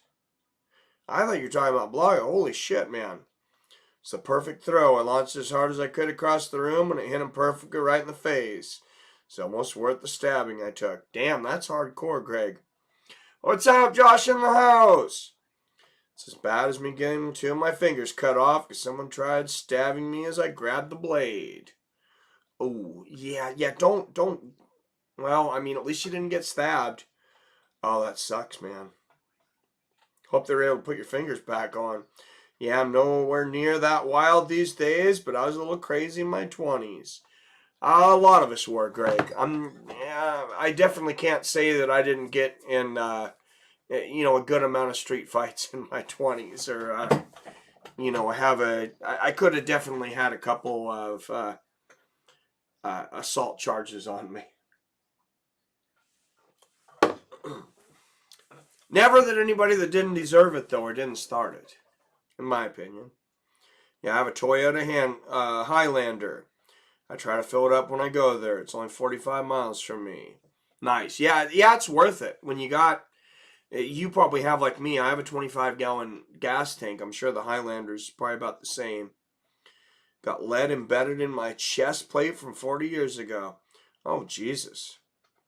I've been jumped, beat up, and knocked out with a block of wood, but I've never been stabbed. Thank fuck. Yeah, that's rough. That was the thing, like, in my neighborhood, I've talked to you guys when I grew up, we were just a couple blocks from a state penitentiary, so these were all, like, criminals' kids, and, you had to really watch your back, because in certain neighborhoods, you could get jumped at any time, and they would jump you. I've been robbed. I was robbed out of a shit ton of video games. One time, I think I was about 13 or 14. I had a backpack full of video games on my bike. I was taken to a friend's house, and these guys stuck. I didn't never seen them until I had a stick in my spokes. And then like 8 guys jump out, and I just felt I had to give it to them. Still have fingers, but they don't really... Oh, I missed Billy's here. I got all you guys beat. Oh, Jesus. Still have fingers, but they don't work really. Didn't get surgery, so tendons and nerves never reattached. Yeah, I got a boot to the face that sucked. That's because everybody knows Billy's a badass, and they don't want none of that smoke. It's not a bad... No, didn't want. Copy Crazy Amber. Had to pop a fake diamond out of my face. What? Not the linen sheets. What did they do to you, Bill?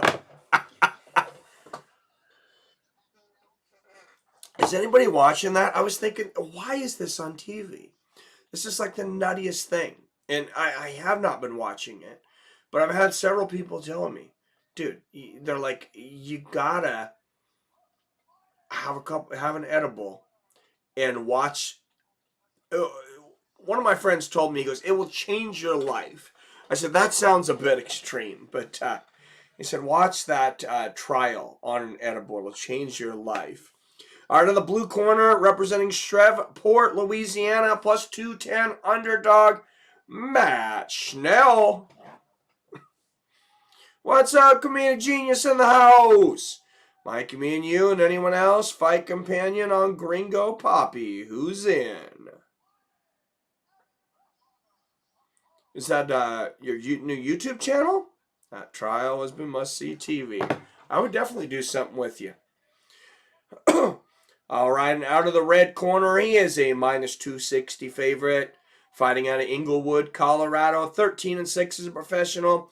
The number 6 ranked flyweight in the world, Brandon Royval. Yeah, any of you guys who have YouTube channels, you're trying to grow them, I would be willing to come on your channel and help you out. Not a problem. Won't even try to list my endeavors. My tough guy days are way behind my elderly ass. Gringo Poppy is shop. Oh, okay.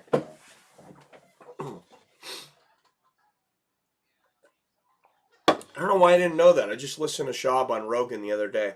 Good exchange to start this from both guys landing.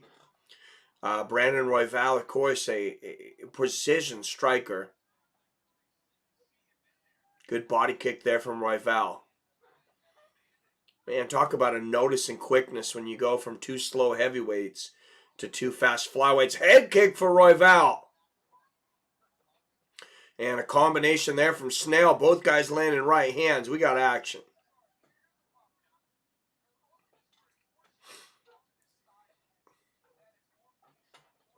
Oh, great right hand there from Royval as he was backing up. Oh, good left hook from Snell, though, and they're exchanging. Royval's got to be careful not to just walk through those shots. Oh, huge right hand from Snell, and he drops him. And a 1-2 on the ground. Royval going for a leg lock. Snell says, F that. Gets on top, lands a couple more big shots. And Matt Schnell now inside the guard of Royval. Looked like he might take him out there for a minute. But, wow, Schnell hit Royval with a shot.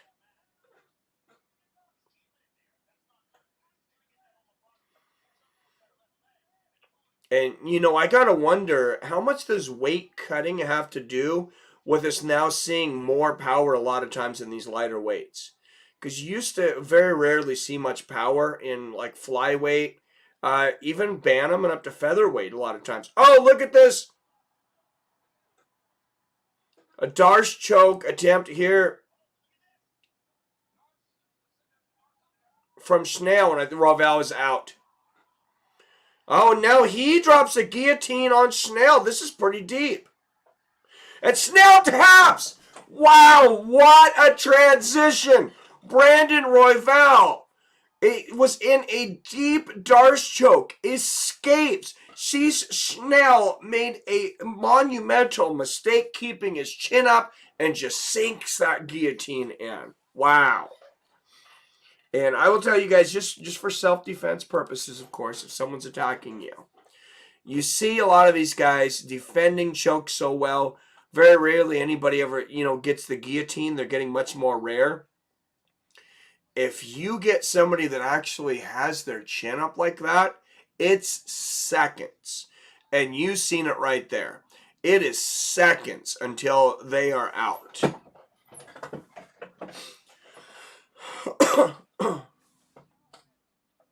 Oh, yeah, that Thick Mutter was inspiring. Listen to that PBR.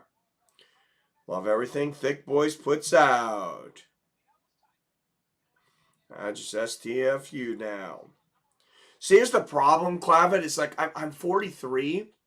I'm not quite willing to admit it.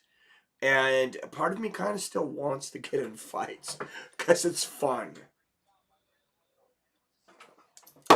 And working 6 to 7 days a week in a repetitive job, I need some more excitement in my life. That's what that's probably one of the reasons I'm such a big fight fan. Pena versus Nunez. Schnell was a beast. Billy, what is your choice for online betting? Wow, high-level jits going on there. Yeah, that was a hell of a transition. Double tap, damn.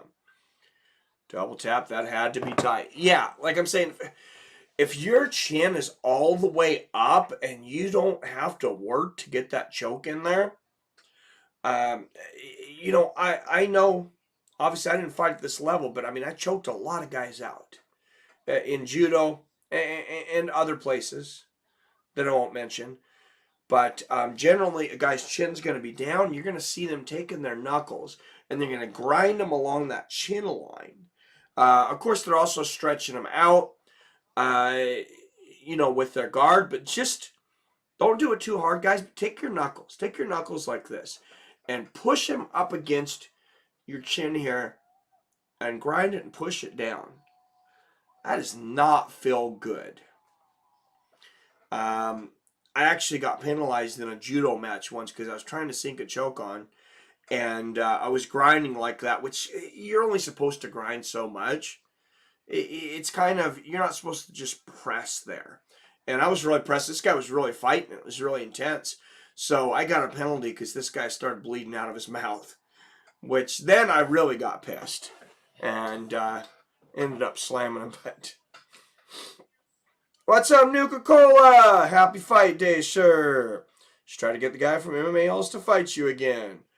That did not go well. He just sent his legion of trolls after me. And that's why I was not really on Twitter or very active for a long time.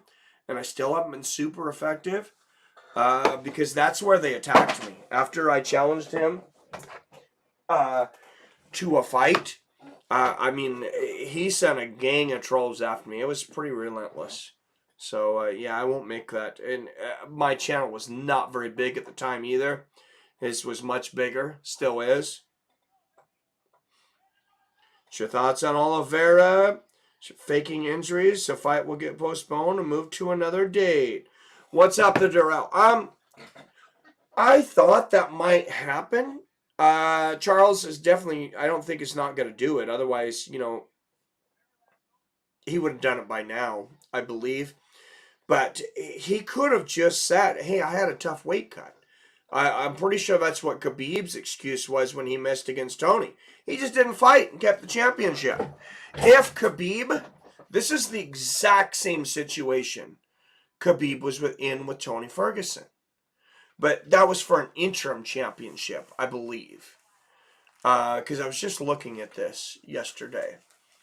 But yeah, he would not have been eligible to win the championship had he fought anyways.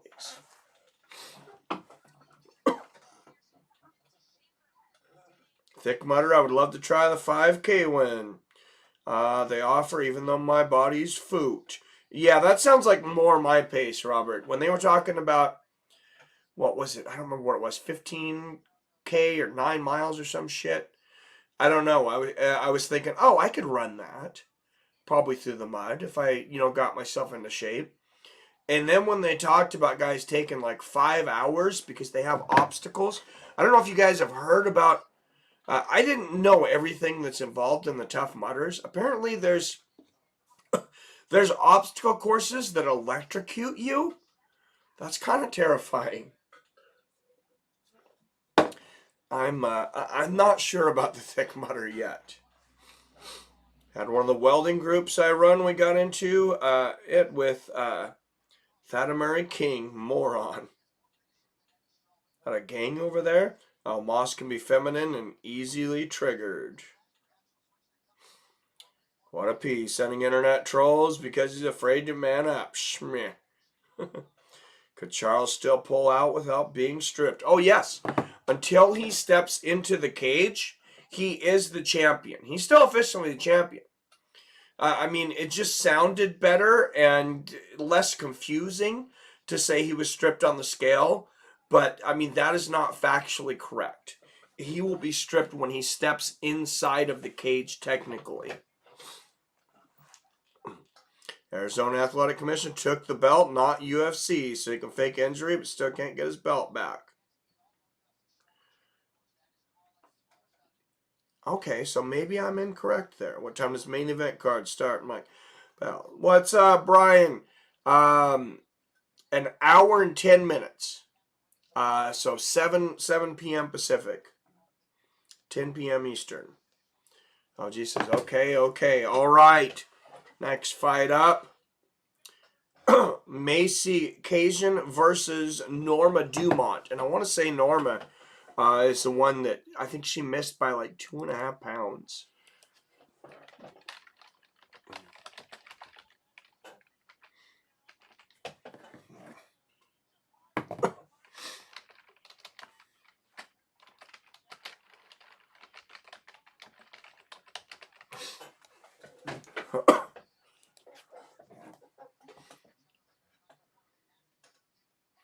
What's up, MMA Knowledge? Good to see you. Hey, just a great night of fights, man. Hey, thank you, Brian. Mike wasn't on last night, so popped into holes and got Moe's all wound up. Haha. Satire doesn't always work in type comments. That's funny. What up, Knowledge? Cowboy gonna win at MMA Knowledge. No, there's... we have an understanding now, though. There's no issue with me and Chris over there. UFC saying he isn't champion. He is champion until he hits cage side. That doesn't matter to the actual commission. Unfortunately, Cowboy is out. Yeah, that sucks. Yeah, Cowboy had... they're saying they think it was food poisoning. One of the UFC doctors, I guess.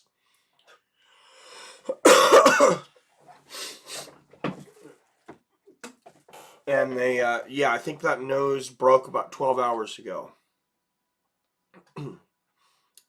It's weird, though. Why didn't Chael win the belt in the WEC when Paulo Filo missed weight? I think it was earlier in the sport. I have no idea. That was so far back, but that was freaking dumb. Because Chael actually beat Paul Filo when Paul missed weight and was told that he could not have the championship because Paul missed weight. So that was wild. Now, Cowboy's not fighting tonight. Sorry. It's my personal main event, too. Not happy about it. Yeah, it's a hell of a stacked card. Moving to the main card is Randy Brown and Chaos Williams. That was always a great header for the prelims. It's still a great way to start out the pay-per-view. Chaos Williams and Randy Brown, those guys are both beasts.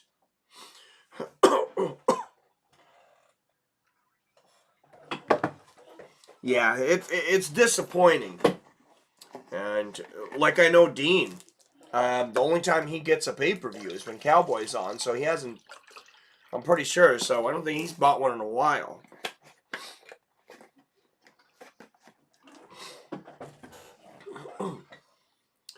Oh, damn. All right, Macy Cajun and Norma Dumont up next.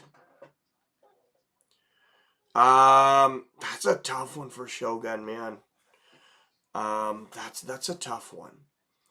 It's not like OSP is a spring chicken either, though. That's a tough fight. I kind of got to... I don't know. I know OSP is almost a 2-1 favorite. I got to make that almost a coin flip, though. I got to say, I just don't know. All right, there's only 2 more fights on the prelims listed, so they're going to have a lot of time to kill in an hour. Macy Cajun versus Norma Dumont up next. Then the main fight of the prelims, Francisco Trinaldo and Danny Roberts. No fault of the UFC. Nothing they could really do about it. They had 15 fights scheduled.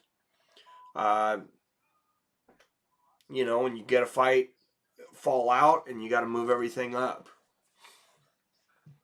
I wish they would have just started at 3 instead of 2:30, though.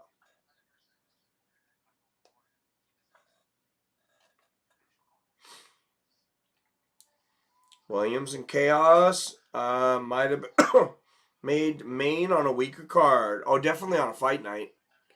That's a good main event for a fight night. Cowboy's probably my favorite active fighter right now. Win or lose, I'll ride with that dude. Coolest fighter I ever met. Nice.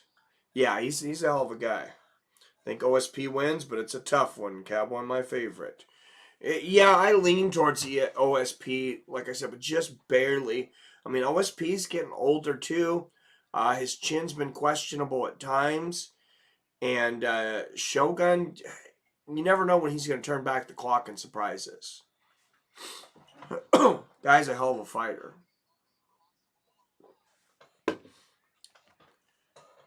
All right, guys, I'm going to take a quick restroom break, and I will be right back for the next one.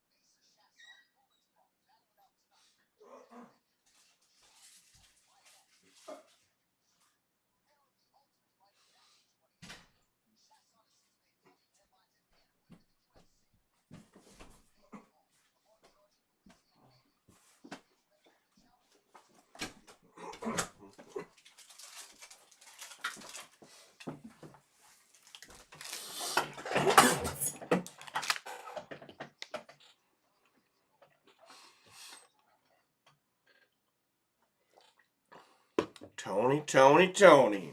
It's PBR. Tony lose. I think it is 3 in a row. I think he might already have 3 in a row. PR says I've had my parlay going since the start. Alright, so I watched interviews with Tony. He seems super focused. Yeah, that was the idea I got.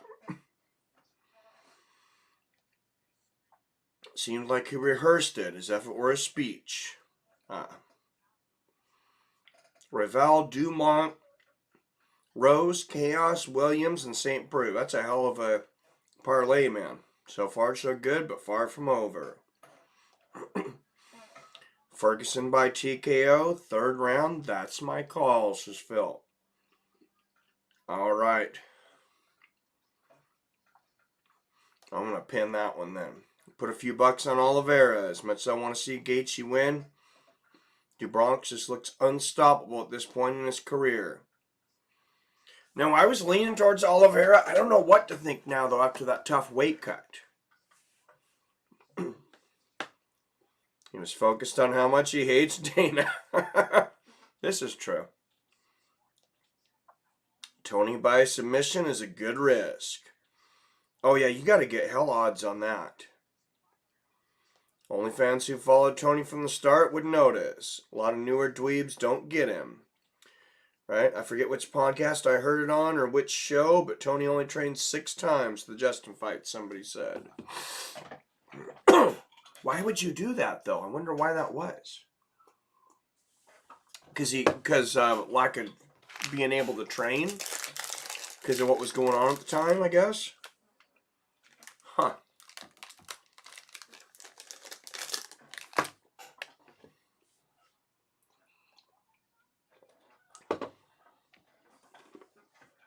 Sorry, guys, I was starving. Forgot which podcast. Oh, okay. Fair enough, but not as bad as the Canelo fans. Only watch when Canelo was fighting and are all of a sudden experts. I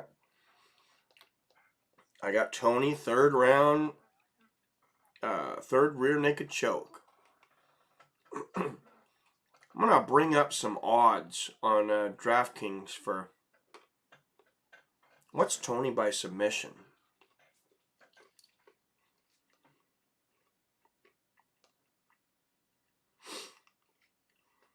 Wow. Odds have moved significantly towards Tony Ferguson. Plus 250. Michael Chandler minus 320. I'm pretty sure Chandler was minus 400 the last time I looked.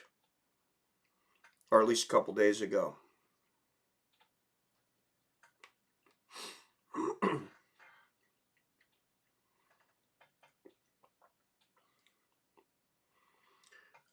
Winning method. Tony Ferguson by submission. Plus 1,300. 13 to 1 odds for Tony by submission. Okay. Tony said everyone panicked on command over a cold and nobody to train with. 150. Oh, hell, we're all experts when we're online, right? Tony the type of dude to stare at a juice box because it says concentrate. All right, Norma Dumont, a year older at 31. Macy, 4 inches taller at 5'11". She'll have a 5-inch reach advantage. Norma Dumont missed weight. She weighed in 146.5. 30% of her purse will go to Macy Kiyosin. Also, any performance bonuses she gets tonight will go to Macy.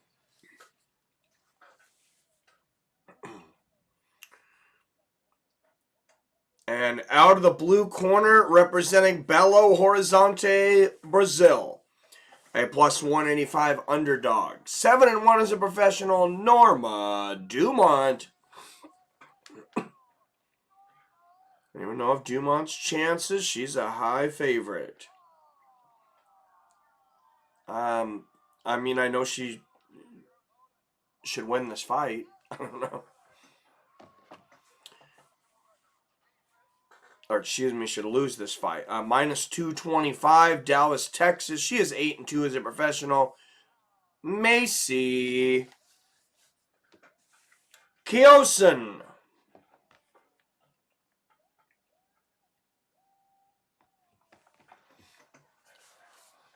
All right, so I'm going to go with Buffer's pronunciation on that. He says Macy Chazon. Well, channel, but I definitely think he rolls over. I definitely don't think he rolls over Tony. No, I agree. Remember here? Can't remember which one.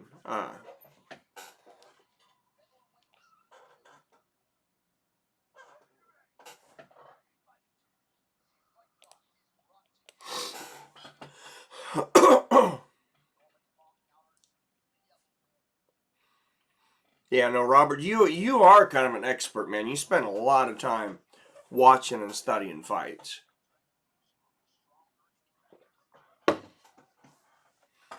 Good front kick to the knee there from Macy to start things off.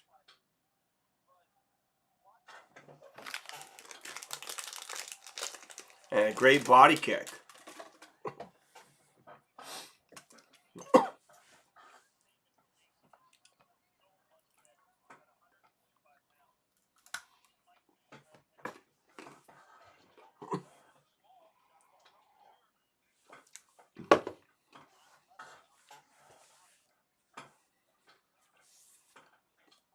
Oh, great combination from Dumont.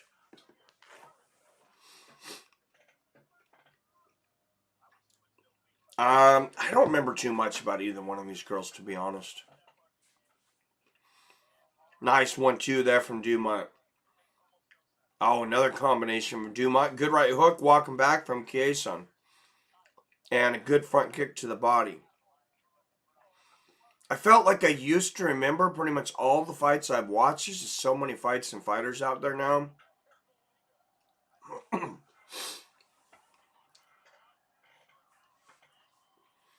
4.5 rounds to pull it off. Nobody finished him in 3. Yep. I listen to judging from Mike and Rob before I listen to official judges if I could. Thank you, Phil D.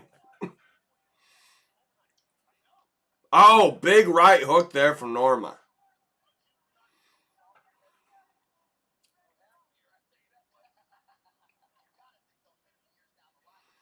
A nice outside leg kick there from Norma.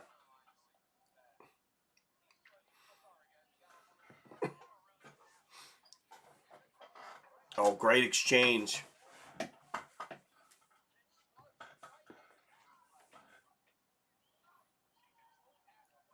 And belly, yes.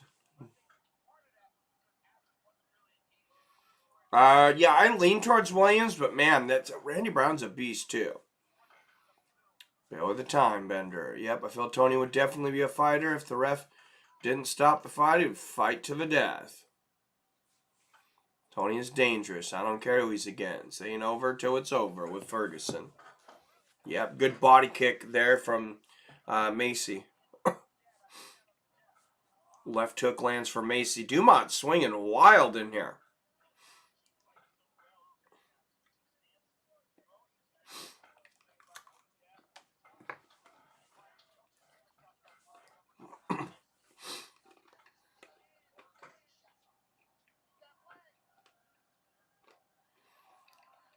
Oh, good left hook there from Norma. Inside leg kick from Macy. Oh, another right hook from Norma. Norma's got some power. What's up, Jed Dillon? I'm putting $10K on Tony. I'd like to see the receipt for that. Oh, what a left hook by Chiasson.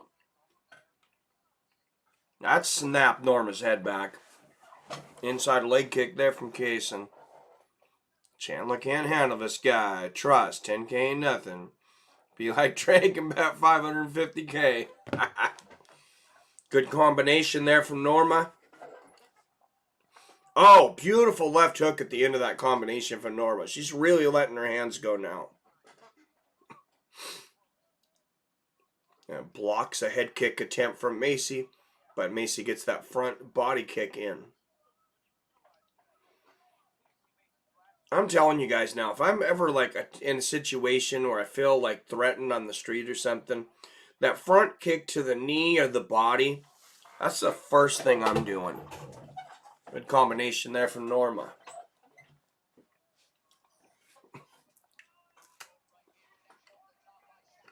Oh, great right hook from Macy. Both of these girls have landed some big shots in the first round.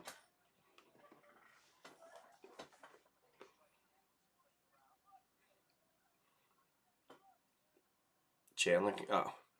We'll find out soon. Yep, it's on one. Oh, big right hook from Norma. Justin wins in under 2 rounds. Ted Dillon says Justin not going to win. Derek Carson wins in under 2 rounds.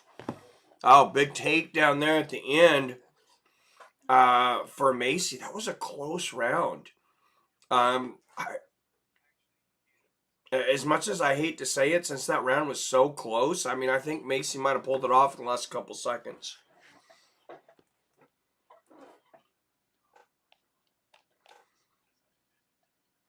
I'm going to go 10-9 Macy.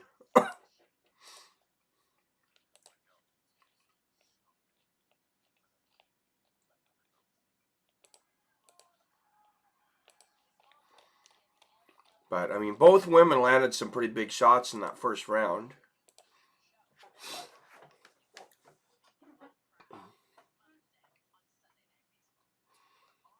Dumont's thigh has the same tattoo almost as Cortez.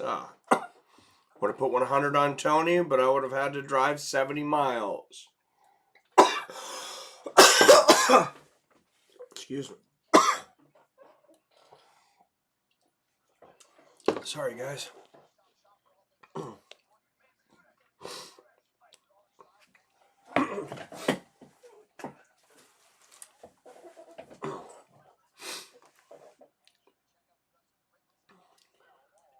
Rooting for Justin.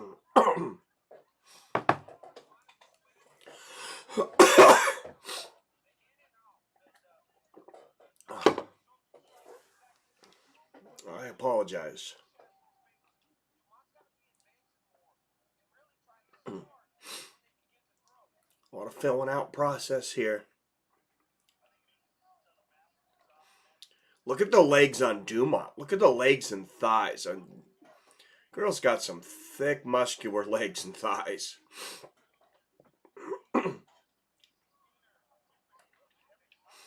And good front kick to the knee there from Macy.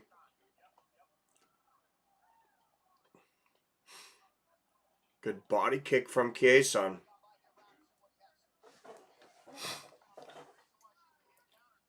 Looks like she could kick a hole in you, right? Oh, monkeys lose. I once seen a monkey forced to ride a bicycle at a zoo with bug spray containers on his back. He had to spray for bugs. Oh, that sucks. Poor monkey. Good outside leg kick there from Macy. And Macy going to shoot for the takedown here. She got one at the beginning of the last round. Body lock here for Dumont. Lands a nice knee to the body. Oh, and another knee there. And you got to wonder if Dumont's weight cut is going to, if it's going to take effect. How hard did she try to make the weight? Because she's given up 30% of her purse to Macy for missing weight by, she came in at 146, or yeah. She came in a pound and a half over. Featherweight, yes, 146 and a half.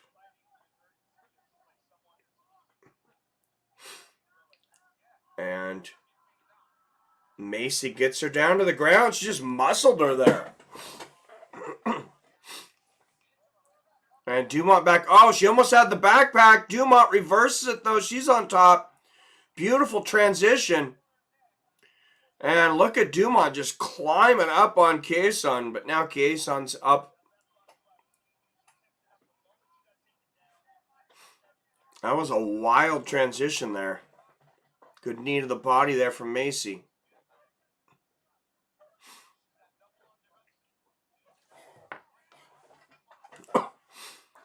And Macy just trying to muscle Norma to the ground again.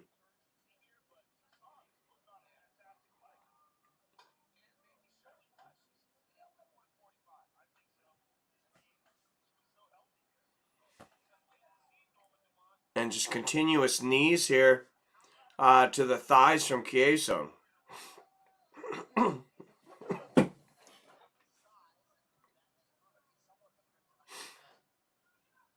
Got an 8-man parlay right now. I need Norma to come through. Then I will need 6 more wins. That's a hell of a long parlay.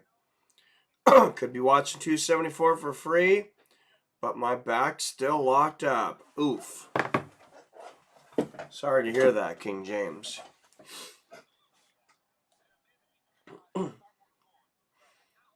Oh, Macy tries to bring Norma the other direction that time. Norma lands on top of her. Oh, a couple of good knees to the body. 3 big knees to the body. There for Macy. Another one. Norma lands some hands in between, a few uppercuts there, but didn't look like there was a lot of pop on them.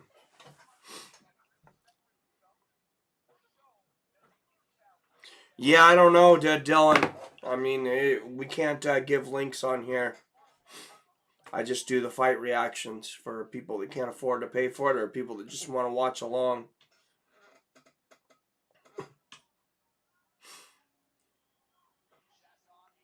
Good knees to the thighs here from Macy. And Macy, or excuse me, Norma, she might be in danger of losing possibly a second round. 20 seconds left here in the second. Macy's been very busy.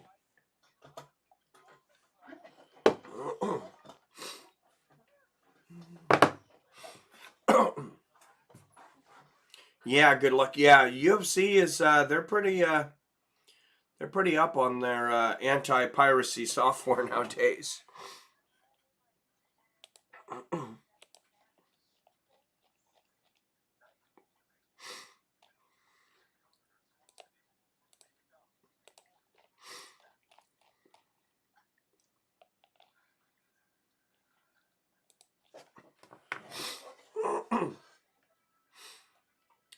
Hope fight fastly finished. I want to see real fights like Tony versus Chandler, right?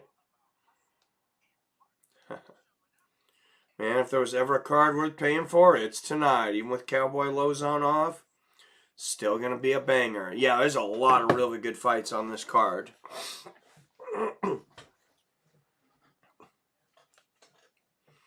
I mean, honestly, as far as good fights are concerned, Chaos Williams and Randy Brown is every bit as good as Donald Cerrone and Joe Lauzon. It's just, most of us have watched those guys forever. So, we like watching them fight. We have a lot of respect for them. All right, here we go. A touch of gloves. Oh, big body kick and a right hook to start off the third for Macy. Oh, big 1-2 for Dumont. That was a big right hook. Macy immediately shoots for the takedown. And looking for the backpack again. I thought she had it for a moment. Both women coming out on fire, though. Nice left hook and a knee to the body there for Norma. And, man, she's fighting this takedown with everything she's got, but she's on one knee here. And Dumont back up. She came out like a rocket. And Norma. I have free movie and show websites, but not UFC. Tony lost, would he retire? If China lost, would he retire? I don't know.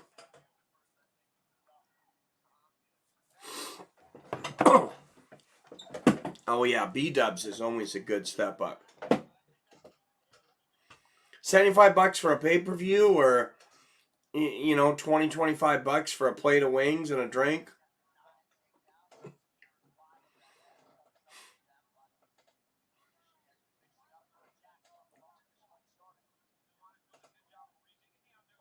Good knee to the thigh there from Chiasson.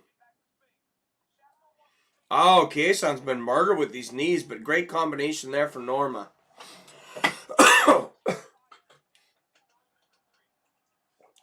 And again with the takedown for Macy, I mean, Dumont immediately pops back up, but this aggression of Macy's, it's got to really be starting to add up here.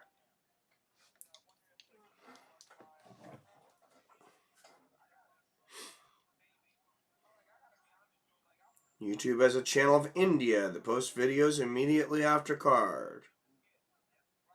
Huh. Interesting. Norma's trying to win. Yep.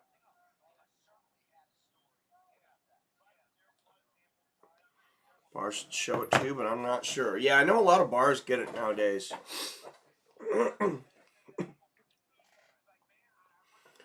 And Macy Chiasson might not be the most entertaining effort, but it's definitely workmanlike. Continuing to land these knees to the thighs of Norma and just suffocating her.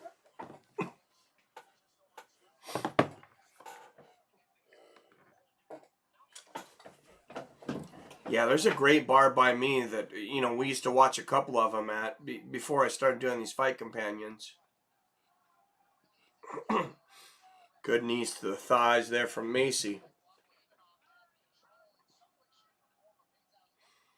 On the times when I was broke, I didn't even get a plate of food at Buffalo Wings. I just ordered a beer and nursed it the whole night. Oh, there you go.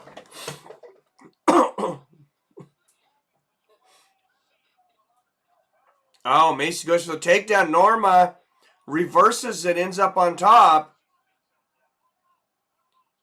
Wild transition here. They both stand back up. Macy continuing to go for the takedown, though. Nice left hook there for Norma.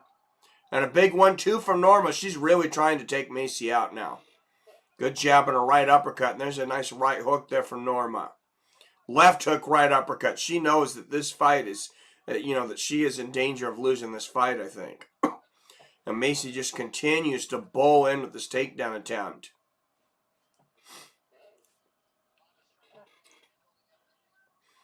And just continuously being busy here. Macy with the knees to the thighs. And we'll see Scott Peterson looking in like he might, like he might break him here in a second if there's no action. 40 seconds left in this fight. And I think Norma Dumont's probably got to get a finish here.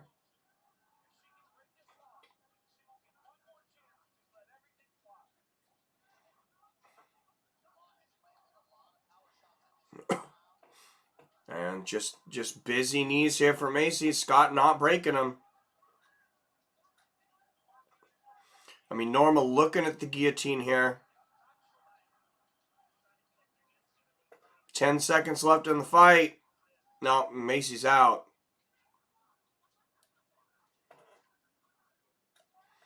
Some close rounds in this one. Tough to call, but I think Macy Chiasson took it.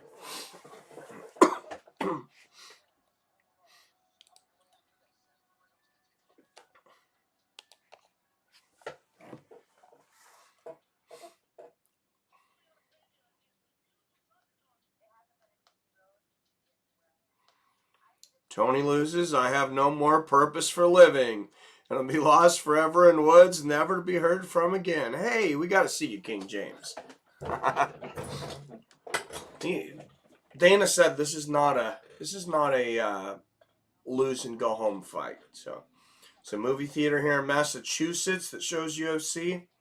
Costs only $25 a ticket. Yeah, I would like to go and see it in the theater one day. That would be pretty nice.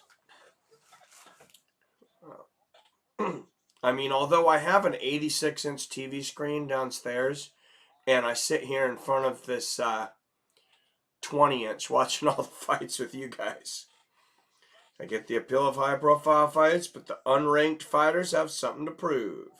A lot of times the undercards make for exciting fights. True. How much you bet on Tony's? That sounds kind of fun. 0. Theater's called Chunky's. They serve beer, alcohol, and food. Oh, that's the move. Yeah, that sounds like a good time. If you're not somewhere you can go live, or you don't have people to chip in over at your house. That's what, see, when I was in Eastern Washington, that's why, one of the reasons I started doing this is because I had a ton of friends over there that would come over for every fight. We'd have 20 people packed, and not everybody would pitch in, but, usually I didn't end up having to pay too much for the pay-per-view. Wow. 30-27. Macy Chiasson, a split decision, but Macy gets it. I think that went the right direction. They embrace. I love the show of sportsmanship by both women here.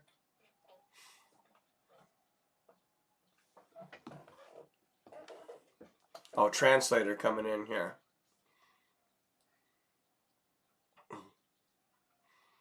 Be cool to all go together and watch an MMA card at the movies. Oh, absolutely. Oh, fun with a bunch of MMA fans. Yeah, that's what... I almost wish I didn't move out of Eastern Washington just for that. Because it was basically me. There were 2 other guys that would have fights and stuff too. And, yeah, we would go over to, either their house or everybody would come over to our place. And, yeah, it was a lot of fun. We'd have like a potluck thing, BYOB.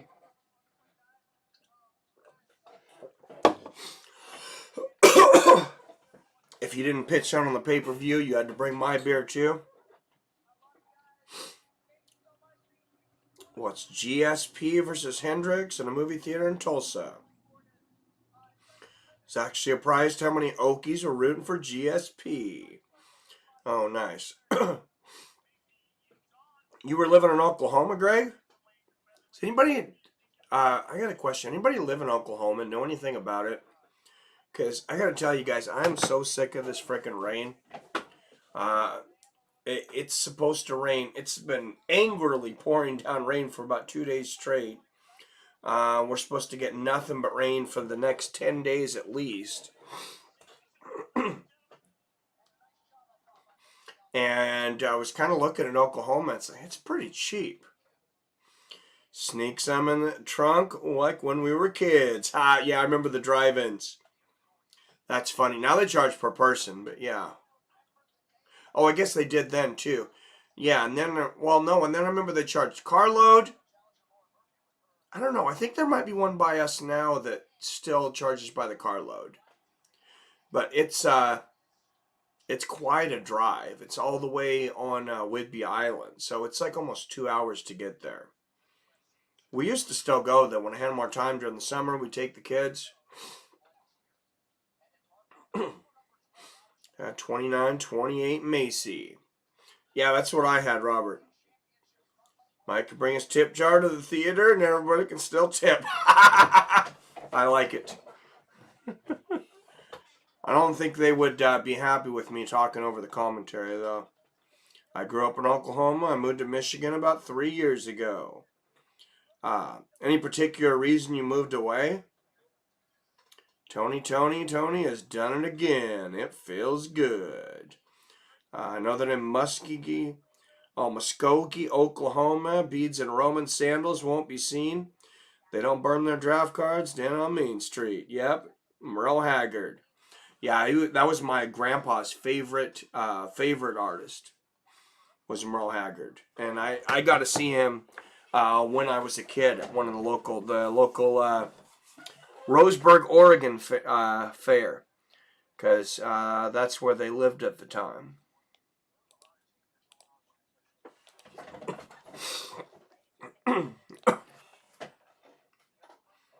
Love Merle was just jamming out to him earlier today. Nice. Wife's family is in Michigan and our Indian tribe. Better benefits and education for the kids. Okay. See, I don't need schools. My kids are grown. Oklahoma looks cheap as hell, man. I definitely want to take a trip there.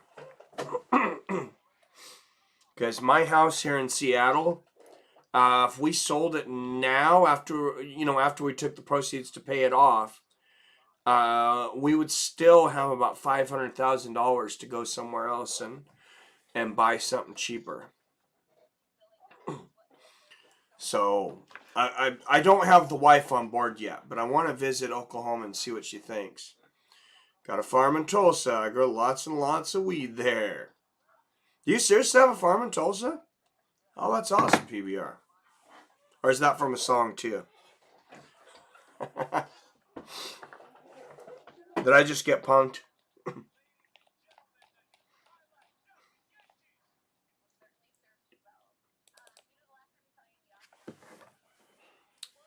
From Atoka, Oklahoma. Born there. Oh, nice. Do it. It's always easier to ask for forgiveness later. Yeah, I don't think I could just move the wife without her permission. Yeah, we don't. I mean, she's pretty good, but we don't have quite that kind of relationship.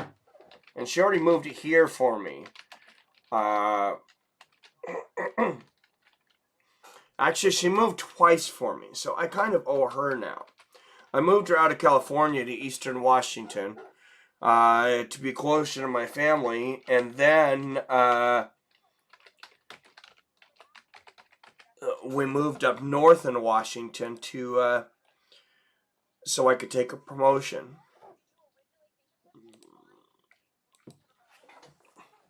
She wasn't exactly upset about the second move, but unfortunately, education is pretty bad in Oklahoma. Oh, I don't care. Like I said, I don't have school-age kids anymore, but yeah, it's a really cheap place to live. I lived up in the northeast parts by Tulsa. Tornadoes aren't that bad in that area. That was one thing I worried about too, was like the tornadoes, and it's really super dusty everywhere there. If you bet on the site, the fights get scratched, you get your money back. Yeah, they just cancel it. I'll be back. Gotta do a few things. All right, see you soon, Phil. Some of the wickedest thunderstorms you'll ever see. I love thunderstorms. Used to go on the porch just to watch the thunderstorms. Lightning would ripple through the sky like spider webs. It was awesome. Public education in the U.S. has become a submission indoctrination system. Yep, I have a farm in Sand Springs, 20 minutes out of Tulsa. Oh, that's awesome. That's awesome, PBR. Actually, you're not living there now, though? I'm going to say, when I went by to visit Oklahoma, I'd stop by and see you. All right, guys. One more fight until the main card.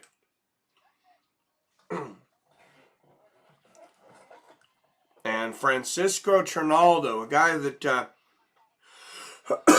excuse me, gives all us old guys hope. If I remember right, God, I think this guy's like my age.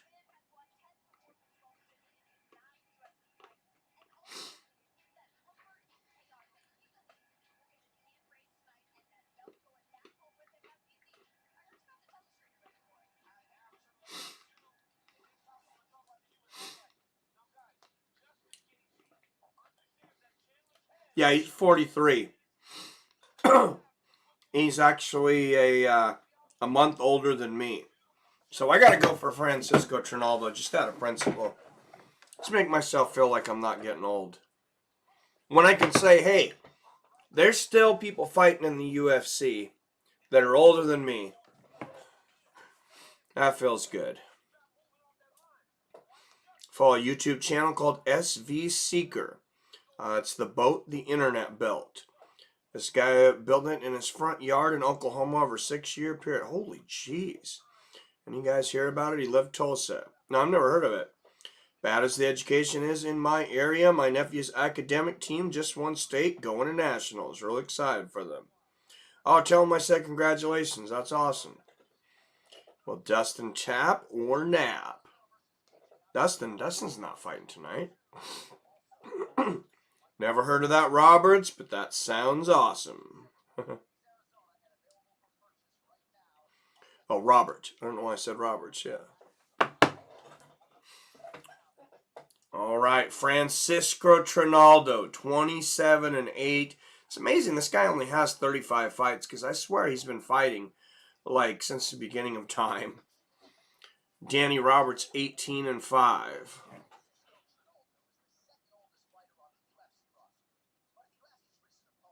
Did you see Ankalaev versus Anthony Smith this book? No, I missed that. I like Ankalaev, though. I live in DFW. Spend my free time in Hunt and Tulsa. You mean Justin? All right. Hey, we'll have to try to coincide trips. I'm gonna look to see how far are you from Oklahoma City? Because I think that's probably where I'd have to fly into. I mean, Justin, why boxing is boring? Nap, but I doubt Justin will lose. Here's my biggest problem with boxing somewhere is not that it's boring. I very much enjoy boxing. It's the pace of the fights and getting to the next fight. It is horrendous. I think that's beating down boxing as much as anything. He's going to let students and civilians use it as a research vessel. He's finally about to sell it down the river to Ocean soon. That sounds pretty cool. So, boat the internet belt. Does that mean people send him parts to build it?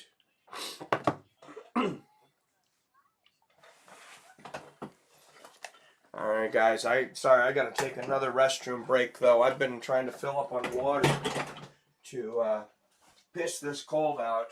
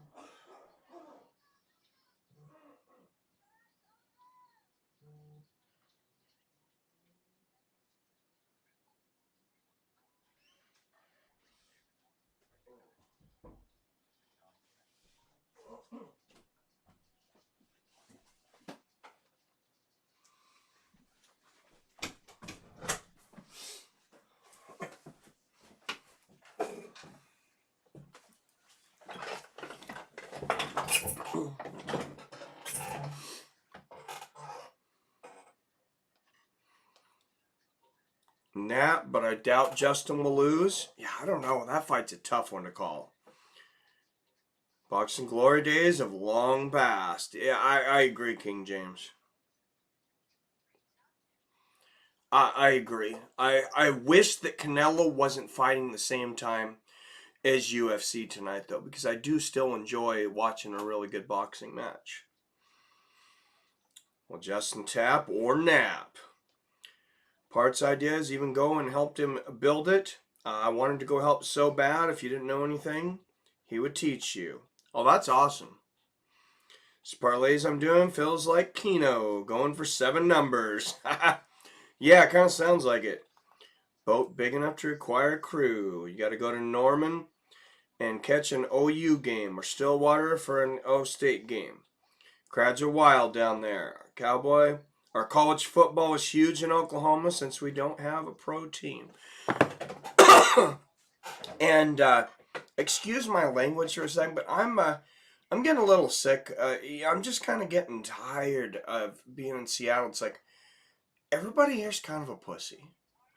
To put it bluntly, not everybody, but there's a lot of pussies here. And it really gets on my nerves. It makes it hard to have fun when you got people that they literally they're so weak that they can't handle anything. It's like I don't have anything in common with these people. That's why the internet offered. Plus, he had merchandise he said is way overpriced, but all money goes back into boat and people flooded him. Oh, that's awesome. All right, second oldest fighter on the current UFC roster, Francisco Trinaldo, 9 years older. Danny Roberts, 2 inches taller at 6'1". Roberts will have a 74-inch reach advantage. Odds are a -110 pick'em. This is the final fight before the main card. And fighting out of the blue corner, representing Liverpool, England, he is a -110 pick'em. 18-5 as a professional. Danny Roberts. Just minutes away from the main card, guys. I'm excited. Watch Canelo undercard right now. Nice. And out of the red corner, a -110 pick'em, representing Brasilia, Brazil. 27 wins against 8 losses as a professional. The old man of the mountain, Francisco Trinaldo. Sorry, Mike, but always did sound like you were stuck amongst Beta City. Yeah, and like I said, I'm not like this political guy. It's not like don't have a lot of left leanings. I'm not like a right wing guy or anything. I'm really not. But it's just I don't think politics. I don't think everything with your politics should have to do with you. It's like like you're embarrassed of masculinity. I can't talk to anybody about fighting here. Nice inside leg kick there for Roberts. Trinaldo on the stock. I'll stop whining now and watch the fight. Oh, Roberts falls down throwing a head kick, and Trinaldo hits him with a good left hook to the body.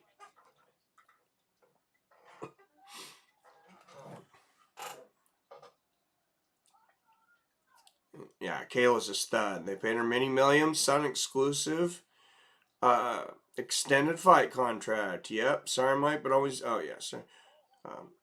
I don't think Canelo's considering Usman. Nice knee to the body there from Roberts. And Dana's not going to go for that. I don't know how many contracts Usman has left.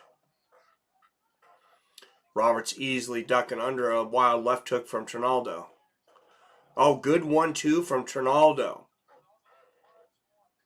I mean, talk about fast for 43 years old, though. Francisco Trinaldo is a freak.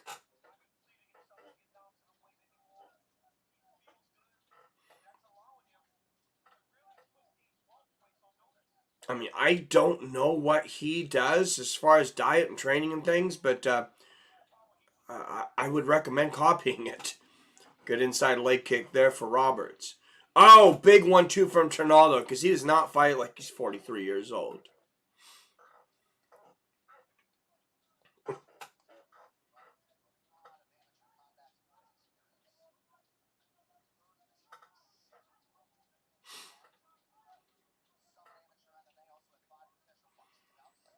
Good body kick there from Roberts. Trinaldo, I think he's going to have more power moving up to welterweight now. Still looks ripped. Probably doesn't have to deal with a big weight cut. And he really turns his hips into these hooks. Good inside leg kick from Roberts. But, watch when he throws these hooks. He's always had good hips.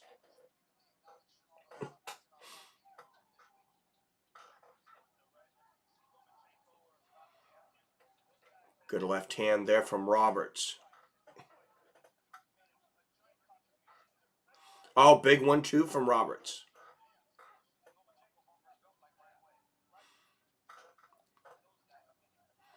Nice front kick to the body from Danny. Oh, good left hook from Francisco. And another one right on the ear. And Roberts smiles at him. That means, hey, that probably hurt. Straight right gets through for Francisco. That would be beautiful to see Francisco Trinaldo knock Danny Roberts out cold at 43 years old. Good leg kick check from Trinaldo.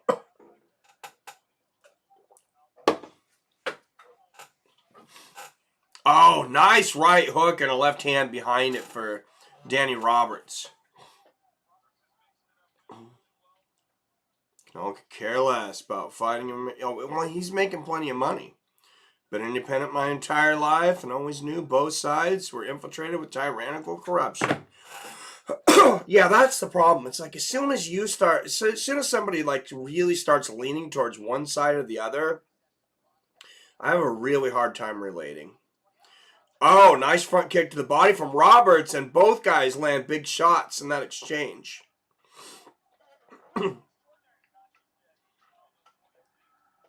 Yeah, it's kind of like they've been fooled, King James, in my opinion.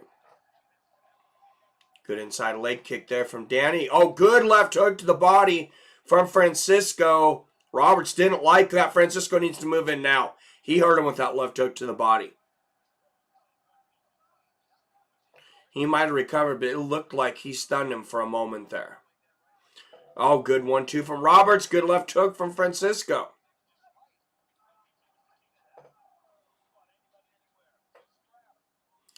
Great exchanges here in the first round. Front body kick from Danny Roberts. This is a fun fight.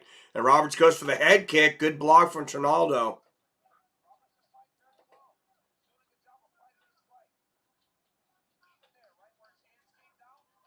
Oh, nice left hook and a right hand behind it.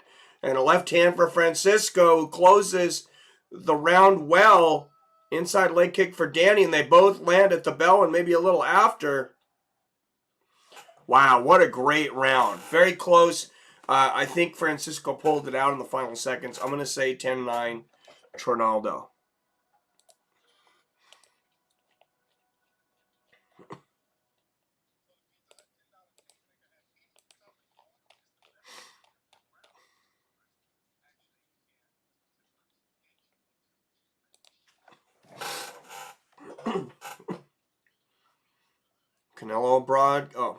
The Canelo broadcast, there's a woman in a blue dress in the crowd with one of her nipples out. She has no idea. Oh my God. So great. Every time you say Roberts, I take eyes off fight and put on chatting, thinking you're talking to me.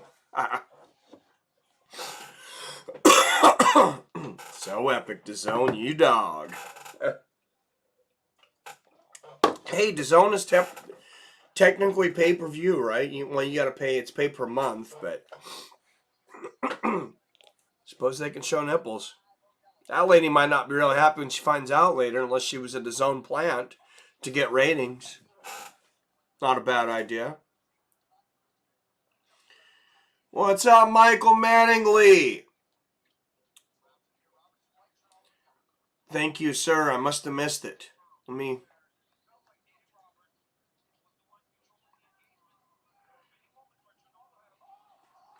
Oh, big shot from Roberts. Or from Trinaldo, excuse me. Roberts is hurt.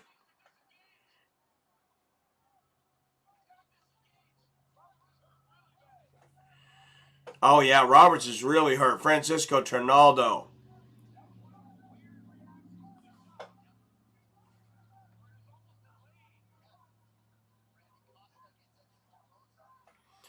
Wow, Michael Mattingly with the $50 donation.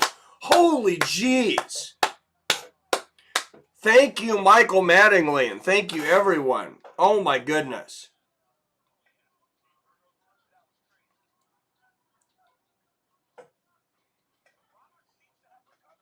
Thank you so much, sir.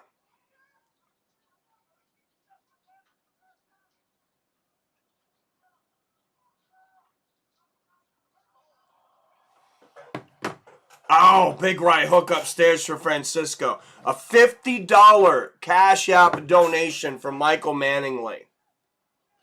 Oh, big left hook to the body from Trinaldo. And a left uppercut and a big elbow. Francisco Trinaldo's got the guillotine. He's sinking it in.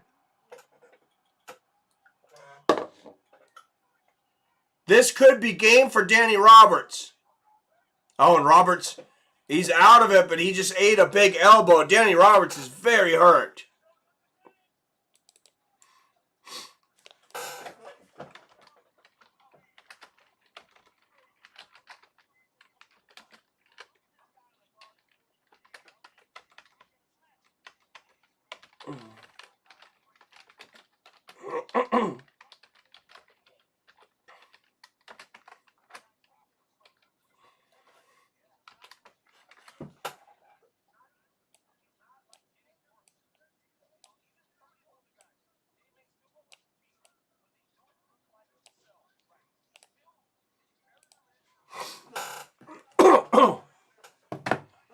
So, yeah, thank everybody. Michael Mattingly just paid a pay-per-view. And you see Francisco Trinaldo on top and half mount here. He is just beating Danny Roberts up now.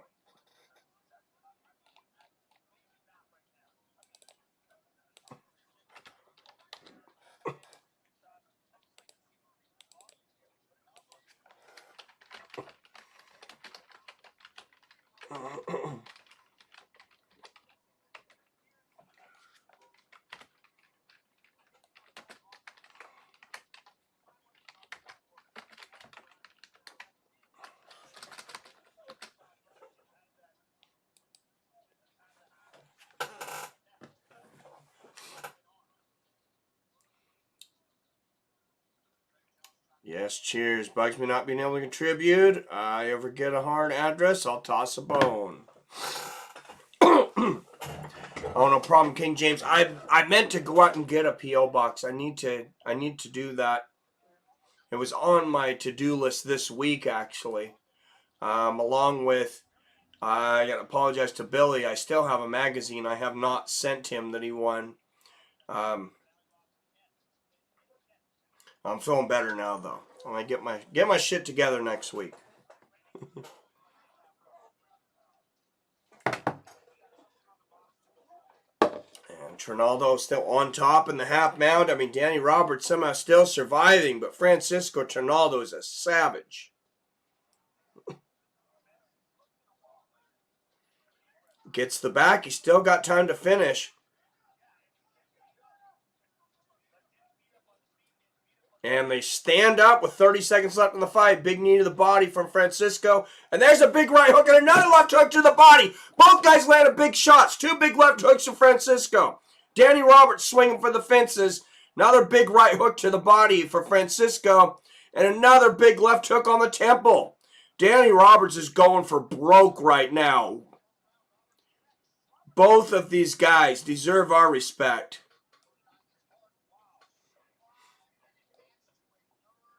Wow, what a finish to the round. Big round for Francisco Trinaldo. I got to give him the 10-8 for the fight-ending sequence. Or fight-ending attempt sequence. But Danny Roberts, that is a savage dude.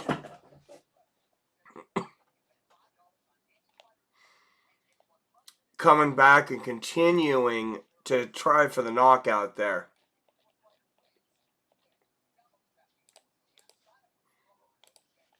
I mean, it might not be a high fight IQ move, but definitely gets my respect. Well, thank you, Robert. Yes, everybody, please hit that like and subscribe button. We do these fight companions pretty much every week. UFC, Bellator, boxing, BKFC. We got something going on pretty much every week. And some weeks, multiple streams. And one of the most knowledgeable, I think, MMA communities in all of YouTube.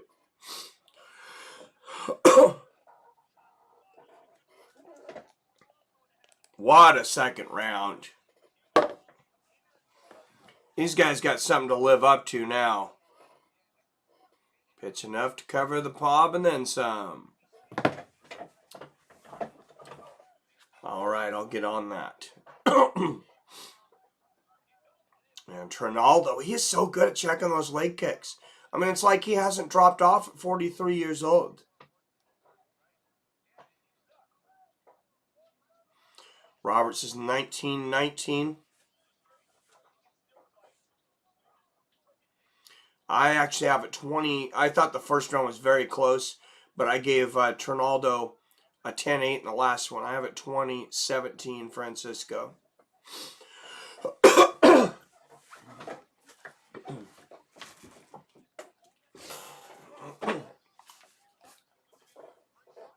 4 minutes left in this fight. They timed this off well. The pay-per-view is starting 6 seconds. Flying knee attempt there for Roberts and a big knee to the body. Right hook and they exchange and a combination from Trinaldo. What a fight to lead into the pay-per-view.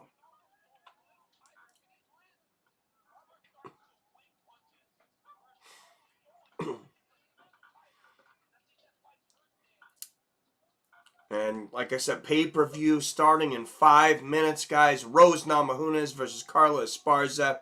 Chaos Williams versus Randy Brown. Tony Ferguson and Michael Chandler. Justin Gaethje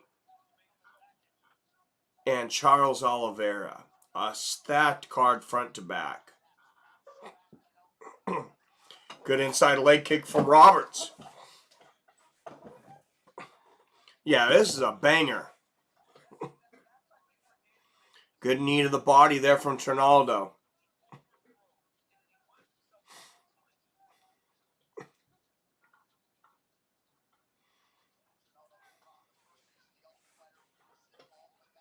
I said Trinaldo's older than me.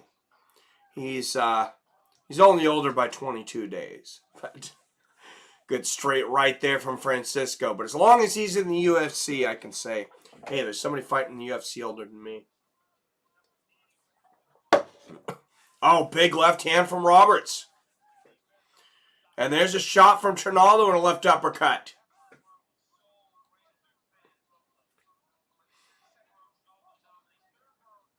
Beautiful exchanges here.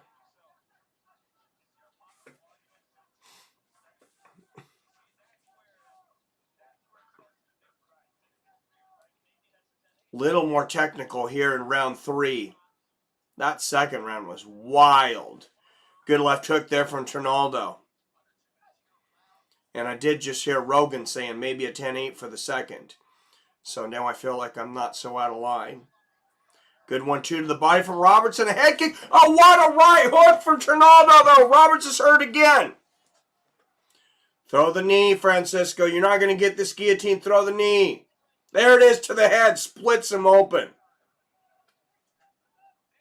Oh, and a big elbow. Yeah, Roberts is still hurt, but he's not going to quit throwing. This guy's an animal. Oh, nice 1-2 from Francisco. And the straight right. Bam! Snapping Roberts' head back.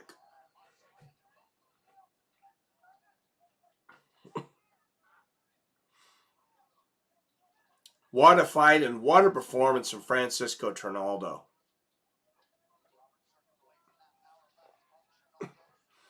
Big right hand from Francisco.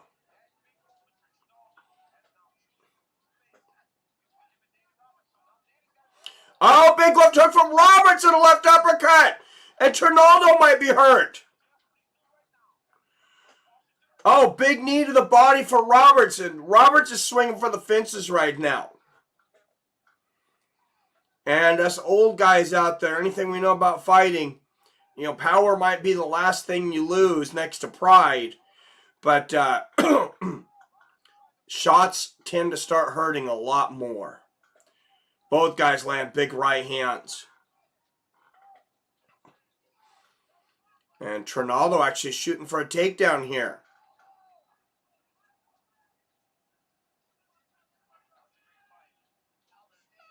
Wow, what a fight. What a fight.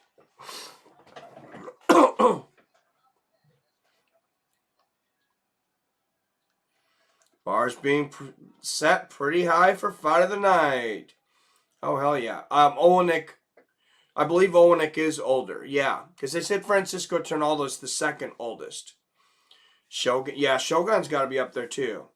Olenek's older than me. And I'm almost a year older than you, Robert. I'll be 44 in September.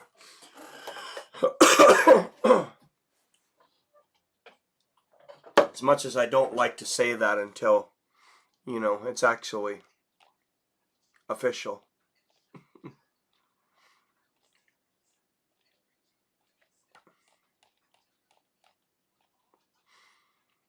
All right, guys, and we will switch over to the pay-per-view portion excuse me, of this card right after this decision.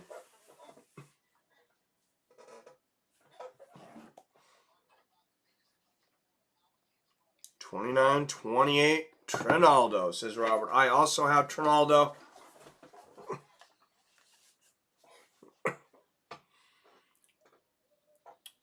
Official decision.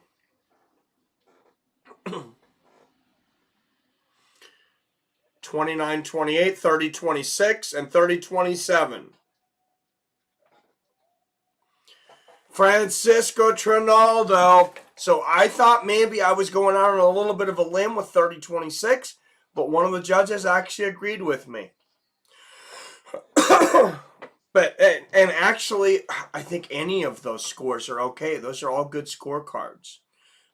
Because you could have given Danny Roberts that first round easily. That was a very close round. All right, guys, and the pay-per-view portion of the night begins.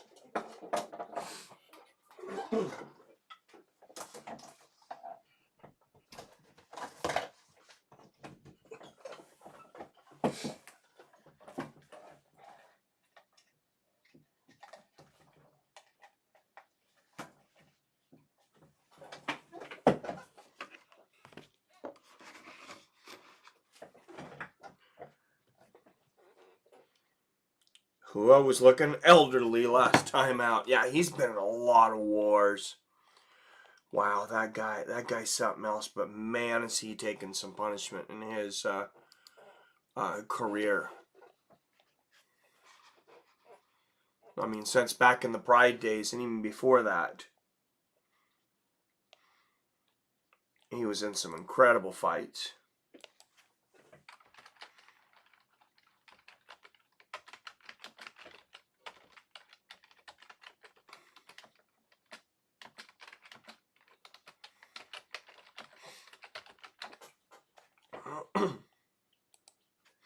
An incredible fight coming up. Chaos Williams and Randy Brown.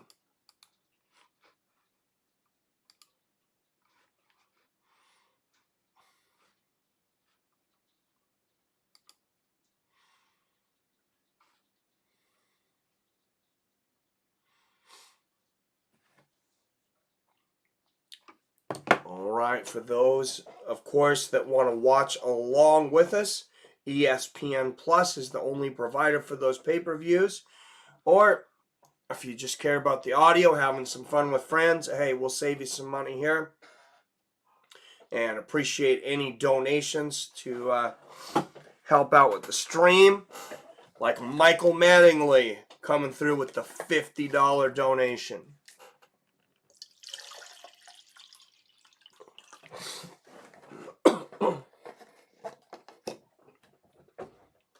What's up, Captain? Cowboy avoiding retirement for another day.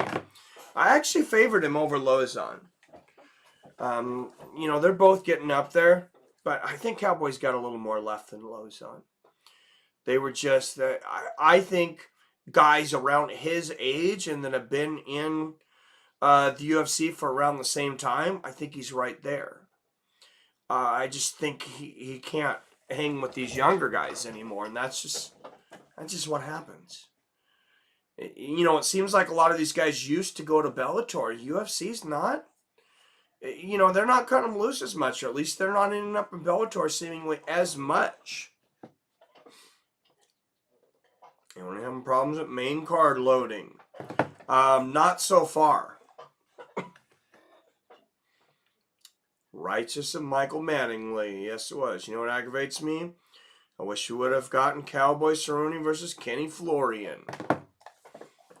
Yeah, that would have been a good fight.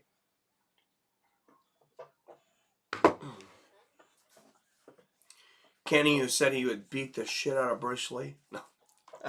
With what we know about fighting now, I mean, maybe he was right. I mean, Bruce probably would have fought at 125 pounds, though, so I don't think that is a fight that ever would have happened.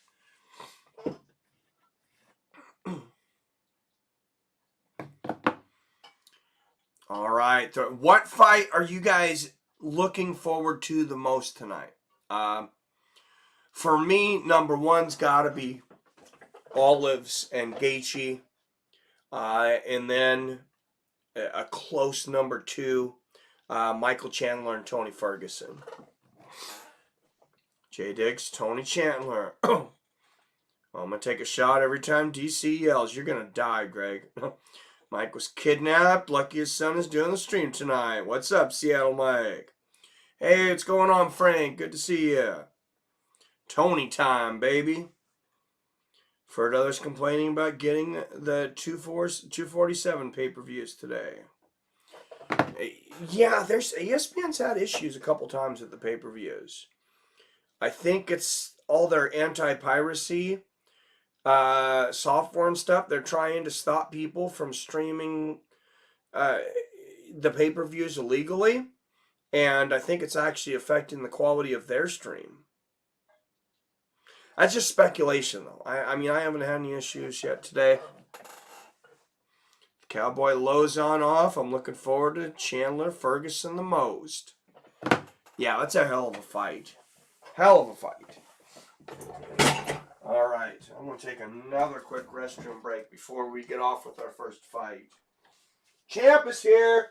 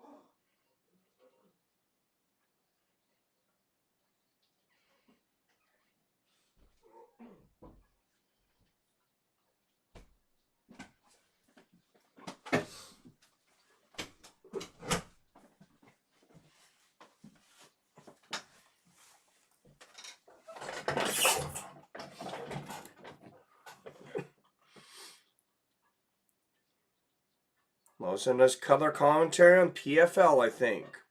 Oh, is Lauzon on PFL? I didn't know that. Paid for it last night. It's showing a little box. A select box is spinning the white circle. Fook. Oh, that sucks, man. UFC would sell more if they dumped the keyboard funneling platform. Probably. They were giving up half of the revenue to cable companies, though. So that was a big problem. I don't agree. I don't believe that they deserve half. That's a lot. Gregor's getting called out tonight, says Captain. Oh, Seattle Mike Jr. He does look about 10 years younger without the beard, though. Oh, I didn't even put that together with the beard. Yeah, the wife doesn't like the beard, so for Mother's Day, you know, it got axed. And it's time to regrow it out again, too.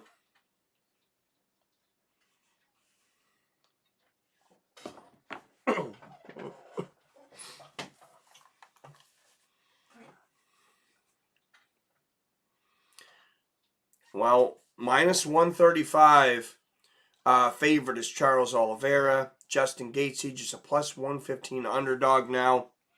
The odds have moved a lot since they first came out.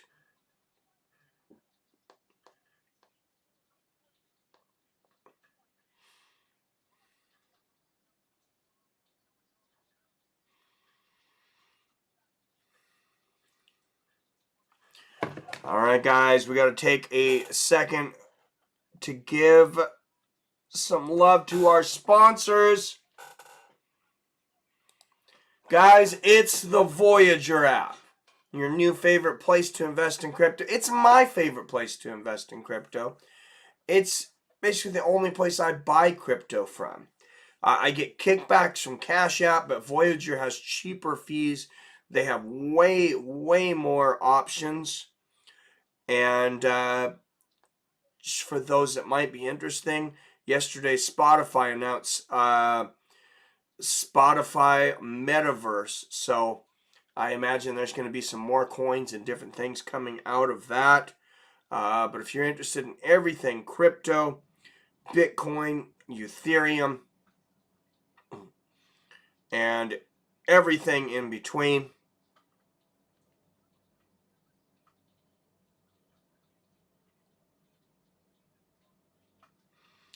$25 in free Bitcoin when you download the app and trade $100.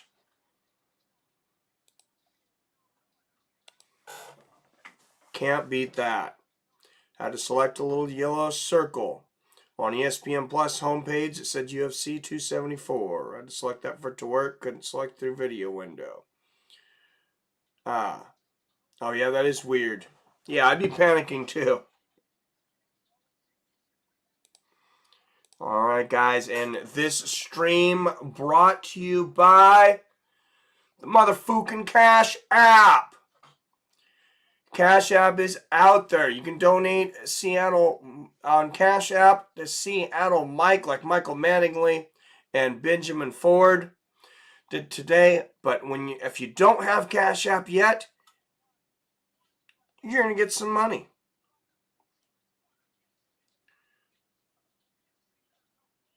$5 just for signing up through the Cash App. You get $5. Fights of Friends gets $5. You get kickbacks. I use my kickback to get 10% back in Bitcoin every time I do something I would normally do anyways. Up to a $50 purchase. So me and my wife are going out for dinner. I just throw $60 or so on the Cash App card.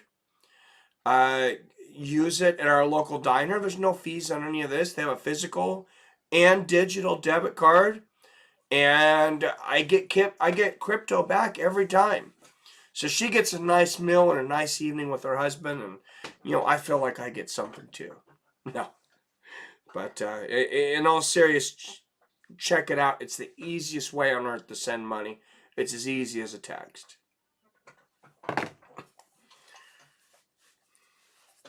All right, guys, let's bring up the main card here on the screen for everyone.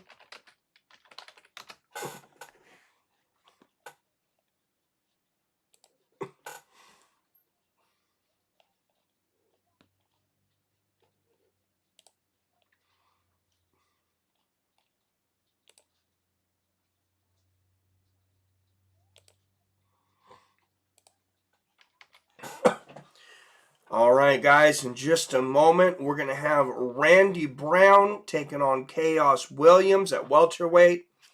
That, of course, got bumped up since Donald Cerrone was not able to compete tonight due to illness. But that's a banger. Mauricio Shogun Hua, the Shogun, trying to turn the clock back against Ovin St. Preux. That's a great banger at light heavyweight. Cash App Fruits to let me in because I wasn't registered to the Wi-Fi format. Really? That is crazy. Freaking internet people. Then, of course, our 3-spot El Kukui, Tony Ferguson, taking on Michael Chandler. And then a rematch. Carla Esparza won the first one several years back. Now she challenges the champ to try to make her first championship at strawweight. But Rose says, I'm the best. And then in the main event, of course, soon-to-be former champion Charles Oliveira will take on the highlight reel Justin Gaethje. Only Justin Gaethje will be eligible to win the belt. If Charles Oliveira wins the belt, he will immediately face another fighter for the vacant lightweight title. So kind of a confusing situation there, but unprecedented situation there. Joe Rogan was just saying they're thinking of moving Cerrone versus Lauzon to Austin card. Whichever card that is. Anyone know what UFC pay-per-view is? Austin. Is in Austin next. I don't, but I just have the UFC site up, I can tell you. If no one beats me to it.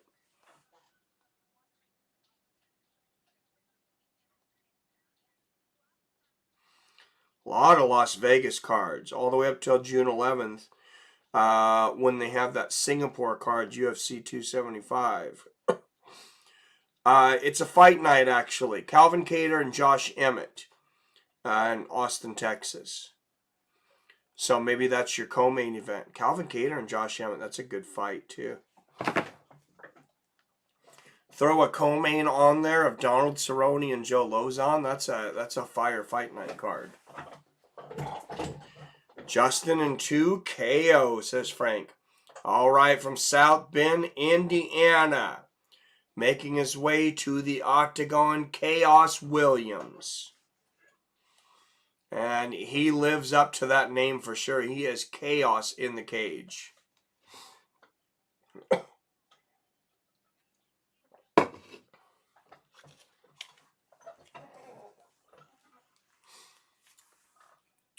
It's a fight night. Cool.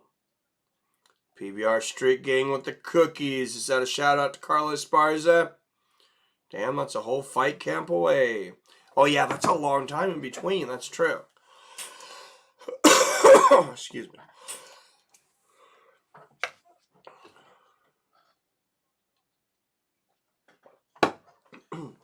My little shout out to a former NFL and MMA star for anybody that gets that.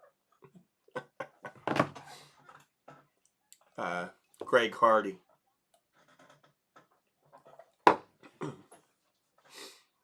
Which month is it? I didn't hear you. Oh, sorry, I don't think I said. June 18th. So a little over a month away. No, I didn't say. That's why you didn't hear. I think I forgot to say. All right, Chaos Williams, back-to-back wins. Third largest significant strike differential among active welterweights. And one of 6 fighters with 2+ sub-minute knockouts in welterweight history. So, yeah, don't blink with this guy. He's looking to get the hat trick tonight, and I don't think anybody's done that. He might be the first. Isn't Hardy boxing Sanchez? Greg Hardy? Oh, no, I'm not talking about Dan Hardy. Oh, I think he might be. I think I heard something about that. Yeah, I'm not a big fan of that. But, does boxing really need, old retired MMA fighters to make their sport? Why don't they just have the guys that are there fight each other? It's like, you have so much talent in boxing right now. That's not the problem in boxing. I'll tell you, in boxing right now, there's as much talent as there's ever been.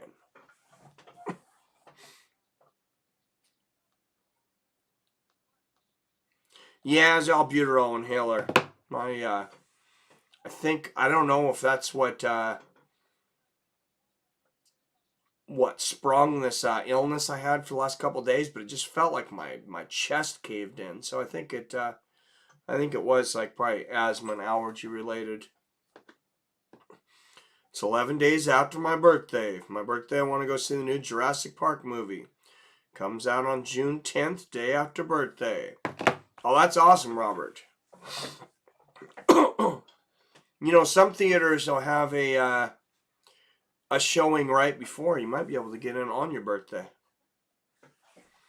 All right, Randy Brown, back-to-back wins, first round finishes. He's finished 11 of his 14 wins, 6 knockouts, 5 submissions. These guys don't mess around. They don't meet a lot of judges in their career.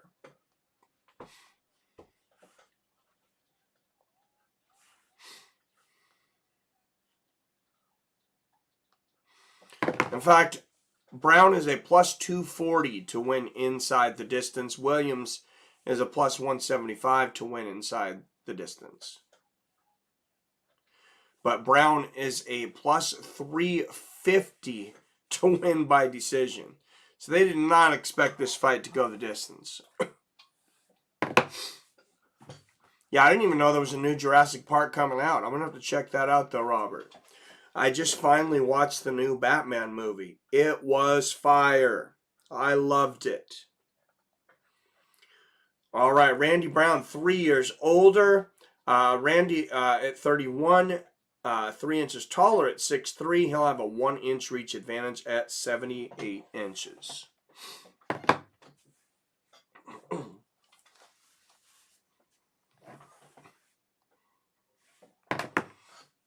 All right, guys, we are live from Phoenix, Arizona via Seattle, Washington, and Fights with Friends. The main card is here. UFC 274. Let's get it on.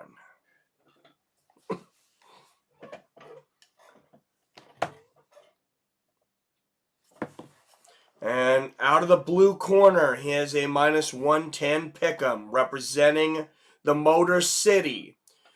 13-2 as a professional. Chaos Williams. 90.5% return on investment when betting on Chaos Williams. That's impressive.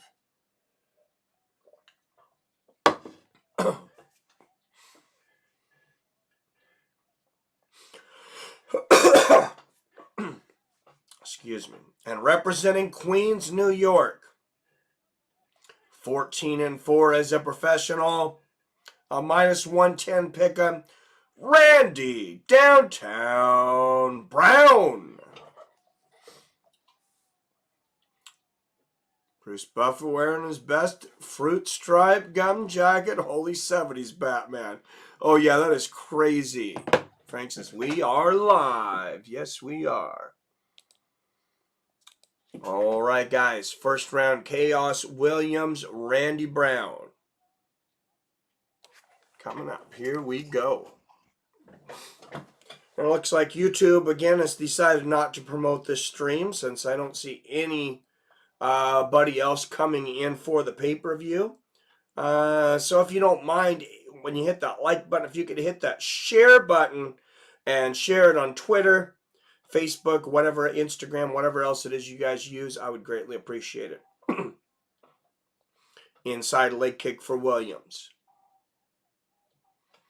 Both of these guys put on a frantic pace.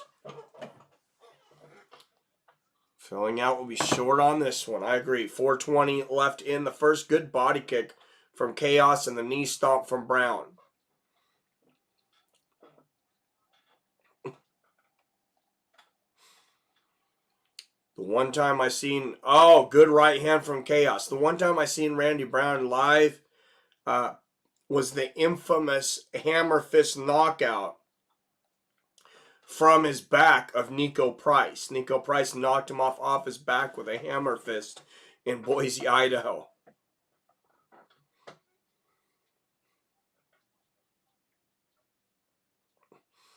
Good outside leg kick from Chaos. Brown pumping the jab out there. Brown seems to be taking a little longer to get started tonight. Chaos never has a filling out process. Oh, Brown almost lands the front kick to the face. Williams catches it temporarily, lands a right hook. And Chaos is so fast.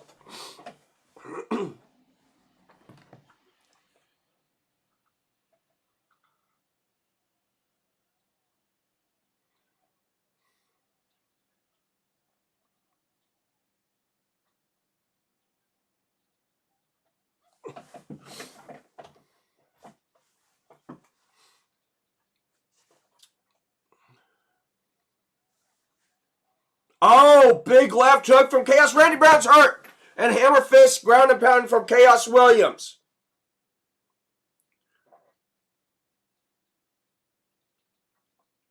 Wow. And Chaos looking for a darts choke here. Halfway through the first round. Chaos is just that. All chaos.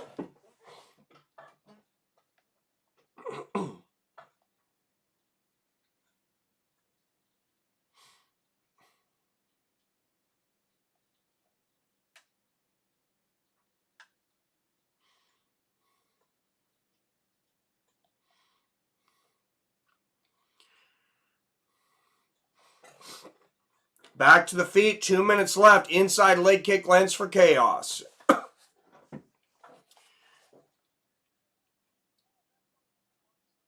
And if anybody on Twitter can do me a good favor, I just put a link up right now. This is to the stream on Twitter. If you could please like it and retweet that, I think it would help greatly. And a little slip there for Chaos. Good outside leg kick for Brown. Chaos Williams measuring, lands a big right hand. Oh, and what a knee from Chaos. Another knee, and Brown landing some good right uppercuts to the body here. I mean, both of these guys can definitely belt.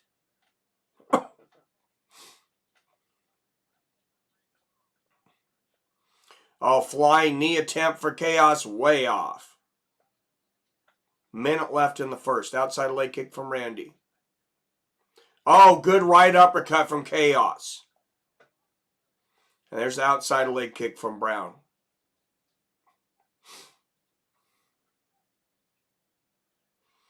Chaos shoots the takedown. Great defense there from Randy Brown. Chaos looking for a guillotine, though. I'd be surprised. Oh, big knee from Chaos. That was a big knee to the face.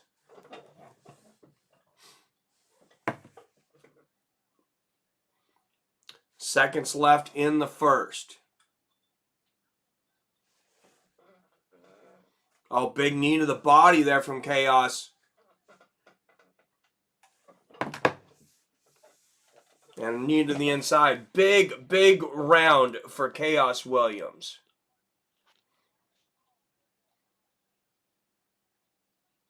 Wow.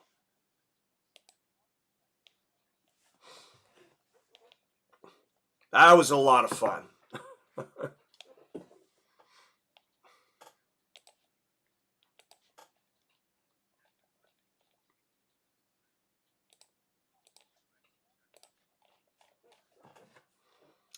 Frank in the house. Yep, what's up, Frank?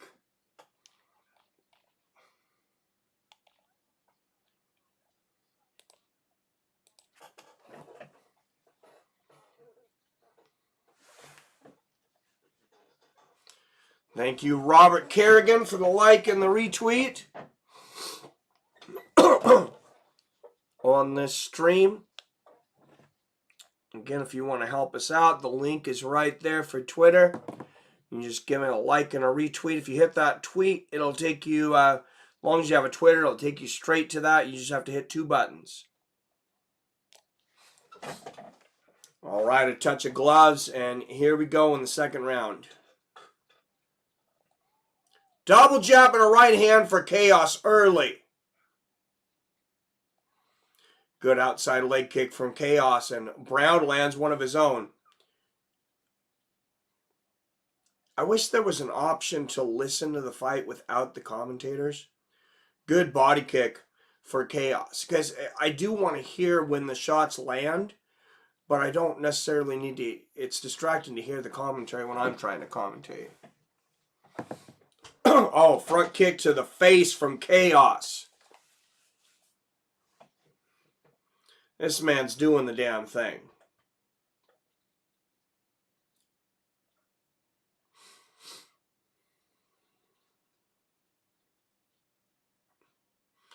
Good jab there for Chaos. Oh, what a knee stomp. That hurt Brown. Right hook upstairs. Brown looked to stumble off that knee stomp, though.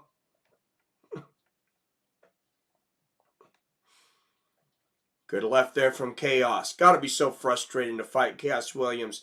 He's always talking smack.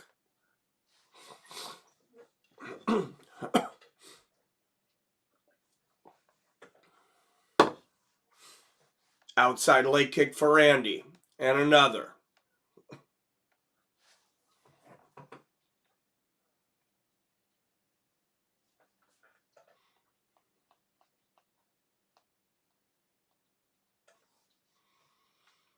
Oh, good straight left there from Chaos. Oh, good right hand for Randy Brown.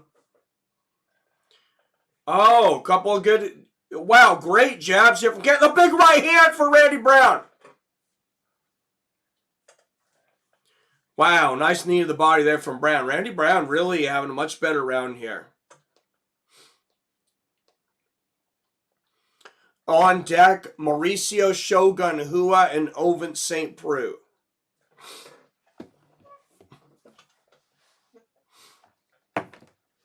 Good left hook there from Chaos. But yeah, Randy Brown kind of... Oh, goes for the head kick, does Randy. Good left hand there from Brown.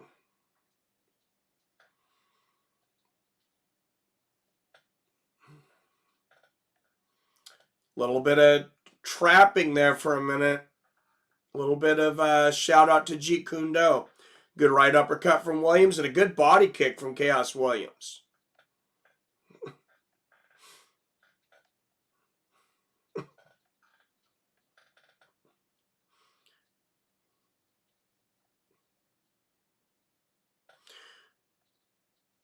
Oh, good shot there from Randy.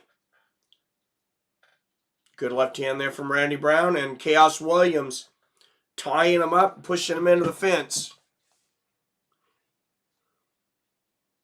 It's Cerrone fight. No, it got canceled, Rivera. It's rescheduled for June 18th. Cerrone had food poisoning, it sounds like.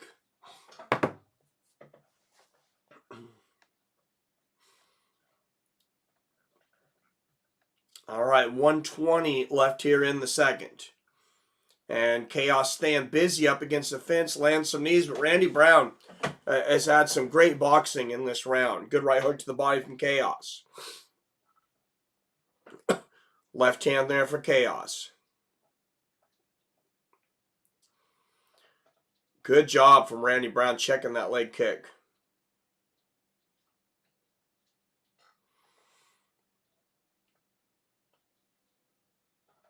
And yeah, Chaos definitely seems frustrated.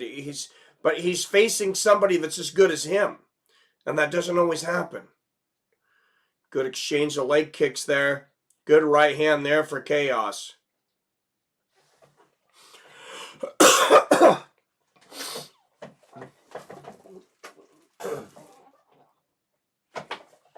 Oh, good right hand there from Randy Brown.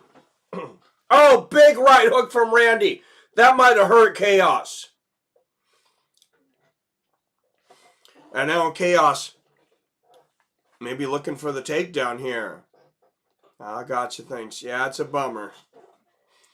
That is hilarious that when Robert types in B, his autocorrect just assumes he's typing beer.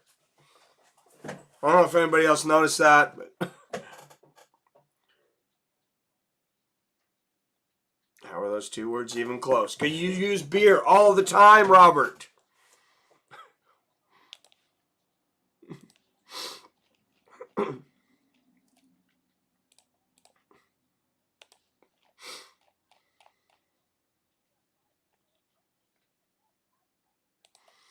Those good old learning algorithms. And Chaos Williams corner freaking out on him. I don't know if more intensity is exactly what Chaos Williams needs. I think he realizes he needs to be intense and go for it, but that Irish autocorrect, I love it. Dana said neither Ferguson nor Chandler would be cut, right? Yep, because I wonder if that's true for Shogun OSP. I know OSP's recent record offhand. What's up, Phil D? Cheers, my friend. All right, round 3. I got it around a piece. 19-19. Wow, DraftKings Live Odds has Randy Brown a minus 285 favorite. Oh, front face kick from Chaos, or from Randy Brown, excuse me. And the outside leg kick from Randy and the knee stomp.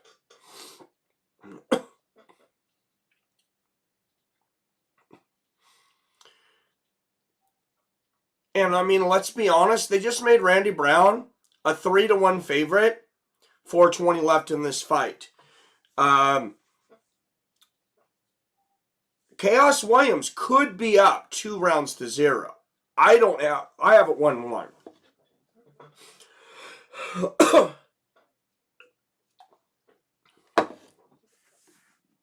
Inside leg kick for Chaos. Excuse me, guys.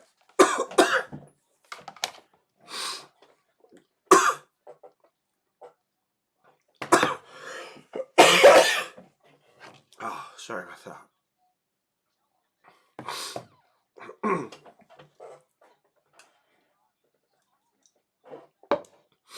Double jab for Chaos.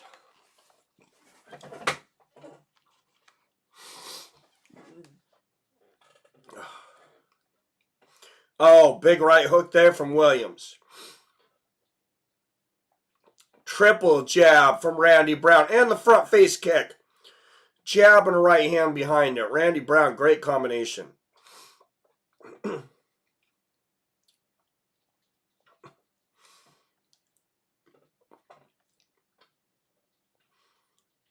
Good right hand from Brown. Outside leg kick for Chaos.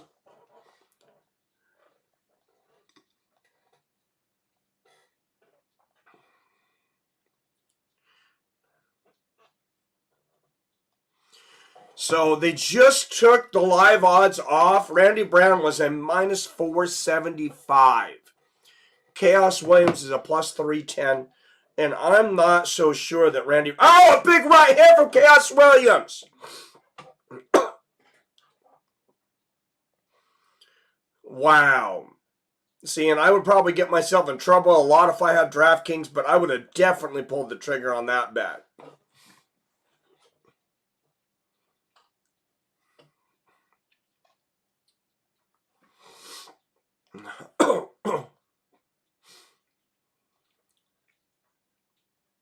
I mean, wow.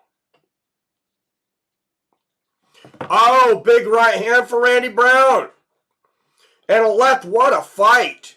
Oh, huge overhand right for Randy.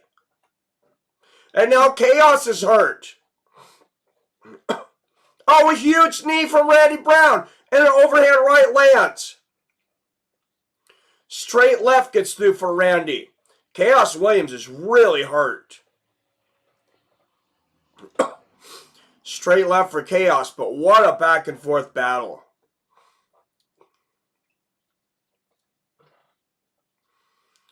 Oh, Brown almost goes into the fence, missing on that big shot. And Chaos lands a left. That was wild. Oh, big elbows. 4 big elbows on the side of the head here. Oh, Randy Brown teeing Chaos up with these elbows. What a round.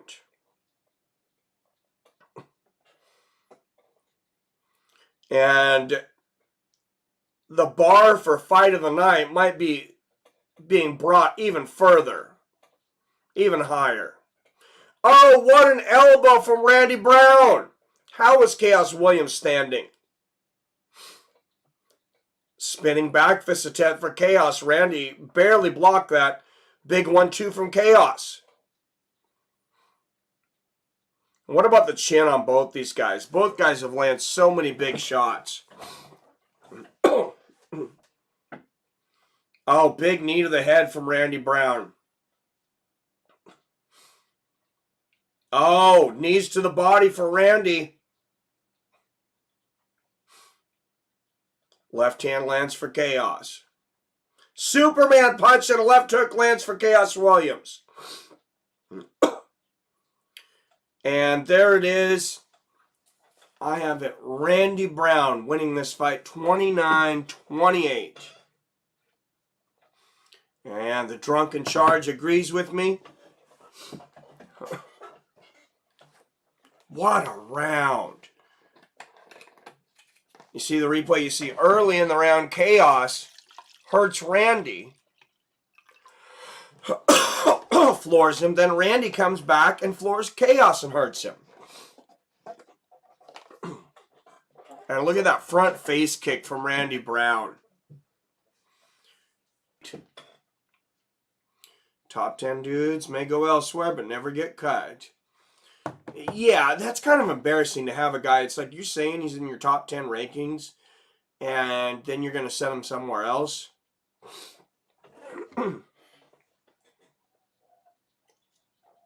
Yeah, that's an odd one. Oh, Randy Brown with some words for Dana White. I think he's already calling somebody out before the decision is granted. You never know what these wascally judges are going to do, though.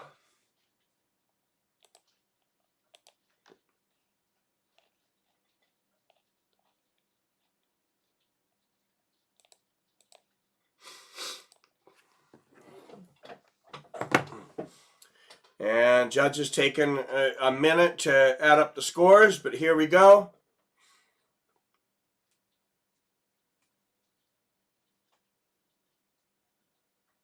Chris Lee, 29-28 Brown. 29-28 Williams. 29-28. Randy Rude Boy Brown gets a split decision. And, you know, two of our judges that I think are most synonymous with bad decisions, Chris Lee and then Ginny Hero, however you say his name, they actually both had it the same way I did.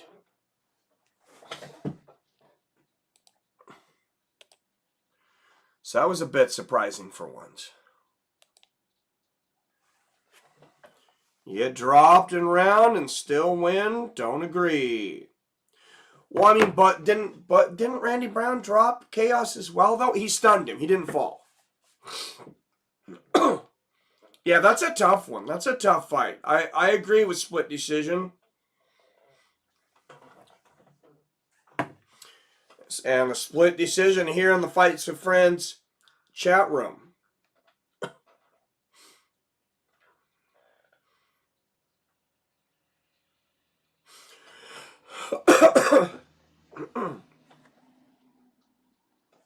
What's up, Days Hip Hop? I lean towards Chandler. I hope Tony can take it. All right, guys. Due to that last coughing fit, I am going to go down and see if I can get myself some hot tea, and I will be right back.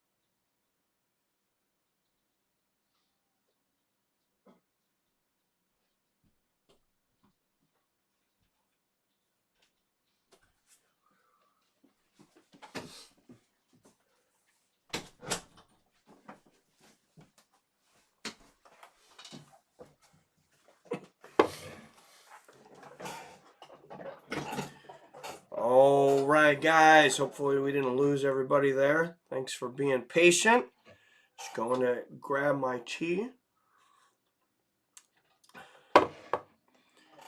Rick Rufus in the crowd, Mike. K1 legend right there. Oh, absolutely. Yeah, Rick Rufus was a beast.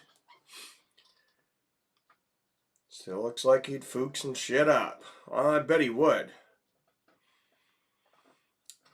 Sugar Sean versus Pedro Munoz. Boom. Oh, another, I won't say exactly gimme fight for Sean O'Malley. But wait, did they just announce a new fight for Adesanya? Oh, Adesanya versus Cannonier. Beautiful.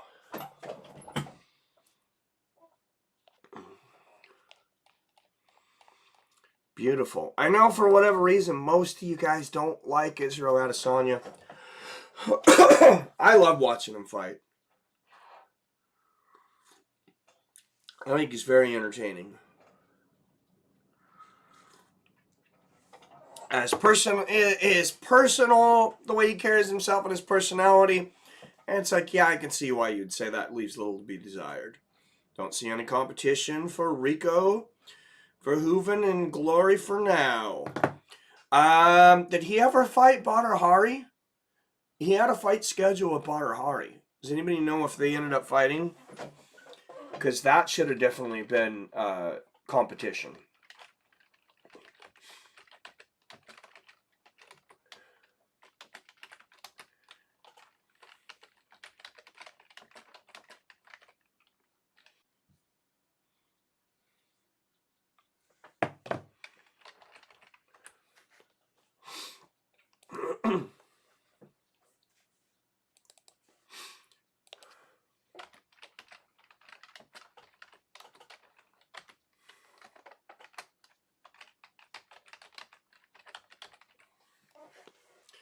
All right, guys. Second fight of the main card coming up. The legend, Mauricio Shogun Rua, taking on Ovince St. Preux. Shogun Rua, of course, a legend from the back in the Pride days, winning that huge, I think it was 2005 Pride Grand Prix.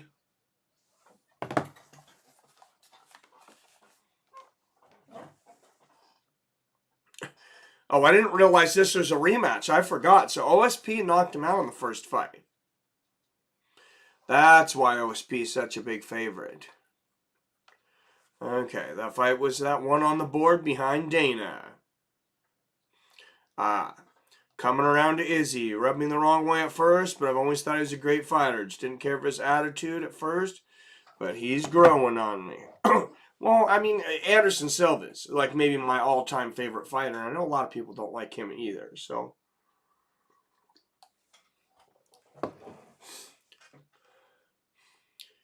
Way he stuck up for Rogan when they tried to cancel him went a long ways with me.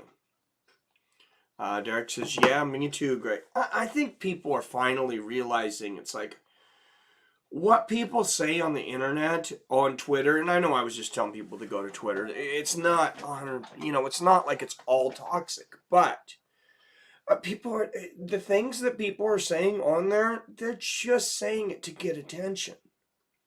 It's not real. Like a conversation that we're having, or a long form podcast like with Joe Rogan or something, that's real.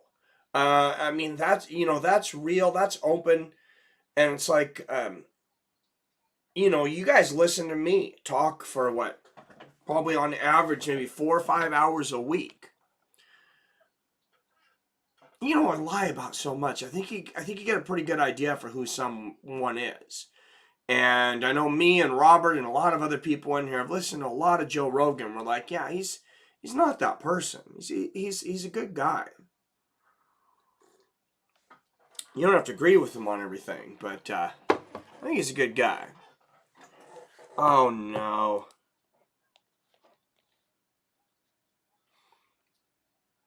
All right, well, we might have to cut it and restart it before Tony and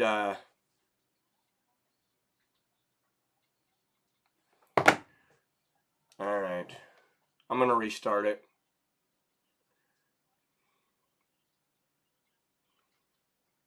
Well, let's see if that fixed it. Let me know, guys. Let me look at it myself here, too. Let me know, guys. No, that did not fix it. It didn't look like. Still freezing. Alright, guys. I'm going to reboot it. I'm sorry we might miss this fight, but I don't want to miss Tony. I don't want to miss Tony versus Chandler. I'm starting to sound like Max Headroom.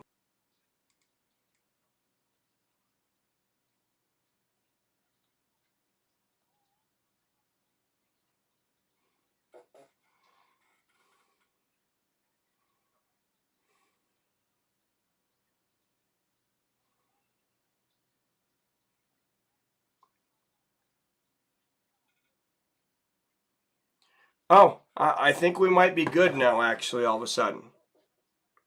I've reset several times. It's still freezing. Yeah. Okay, I'm going to reset it.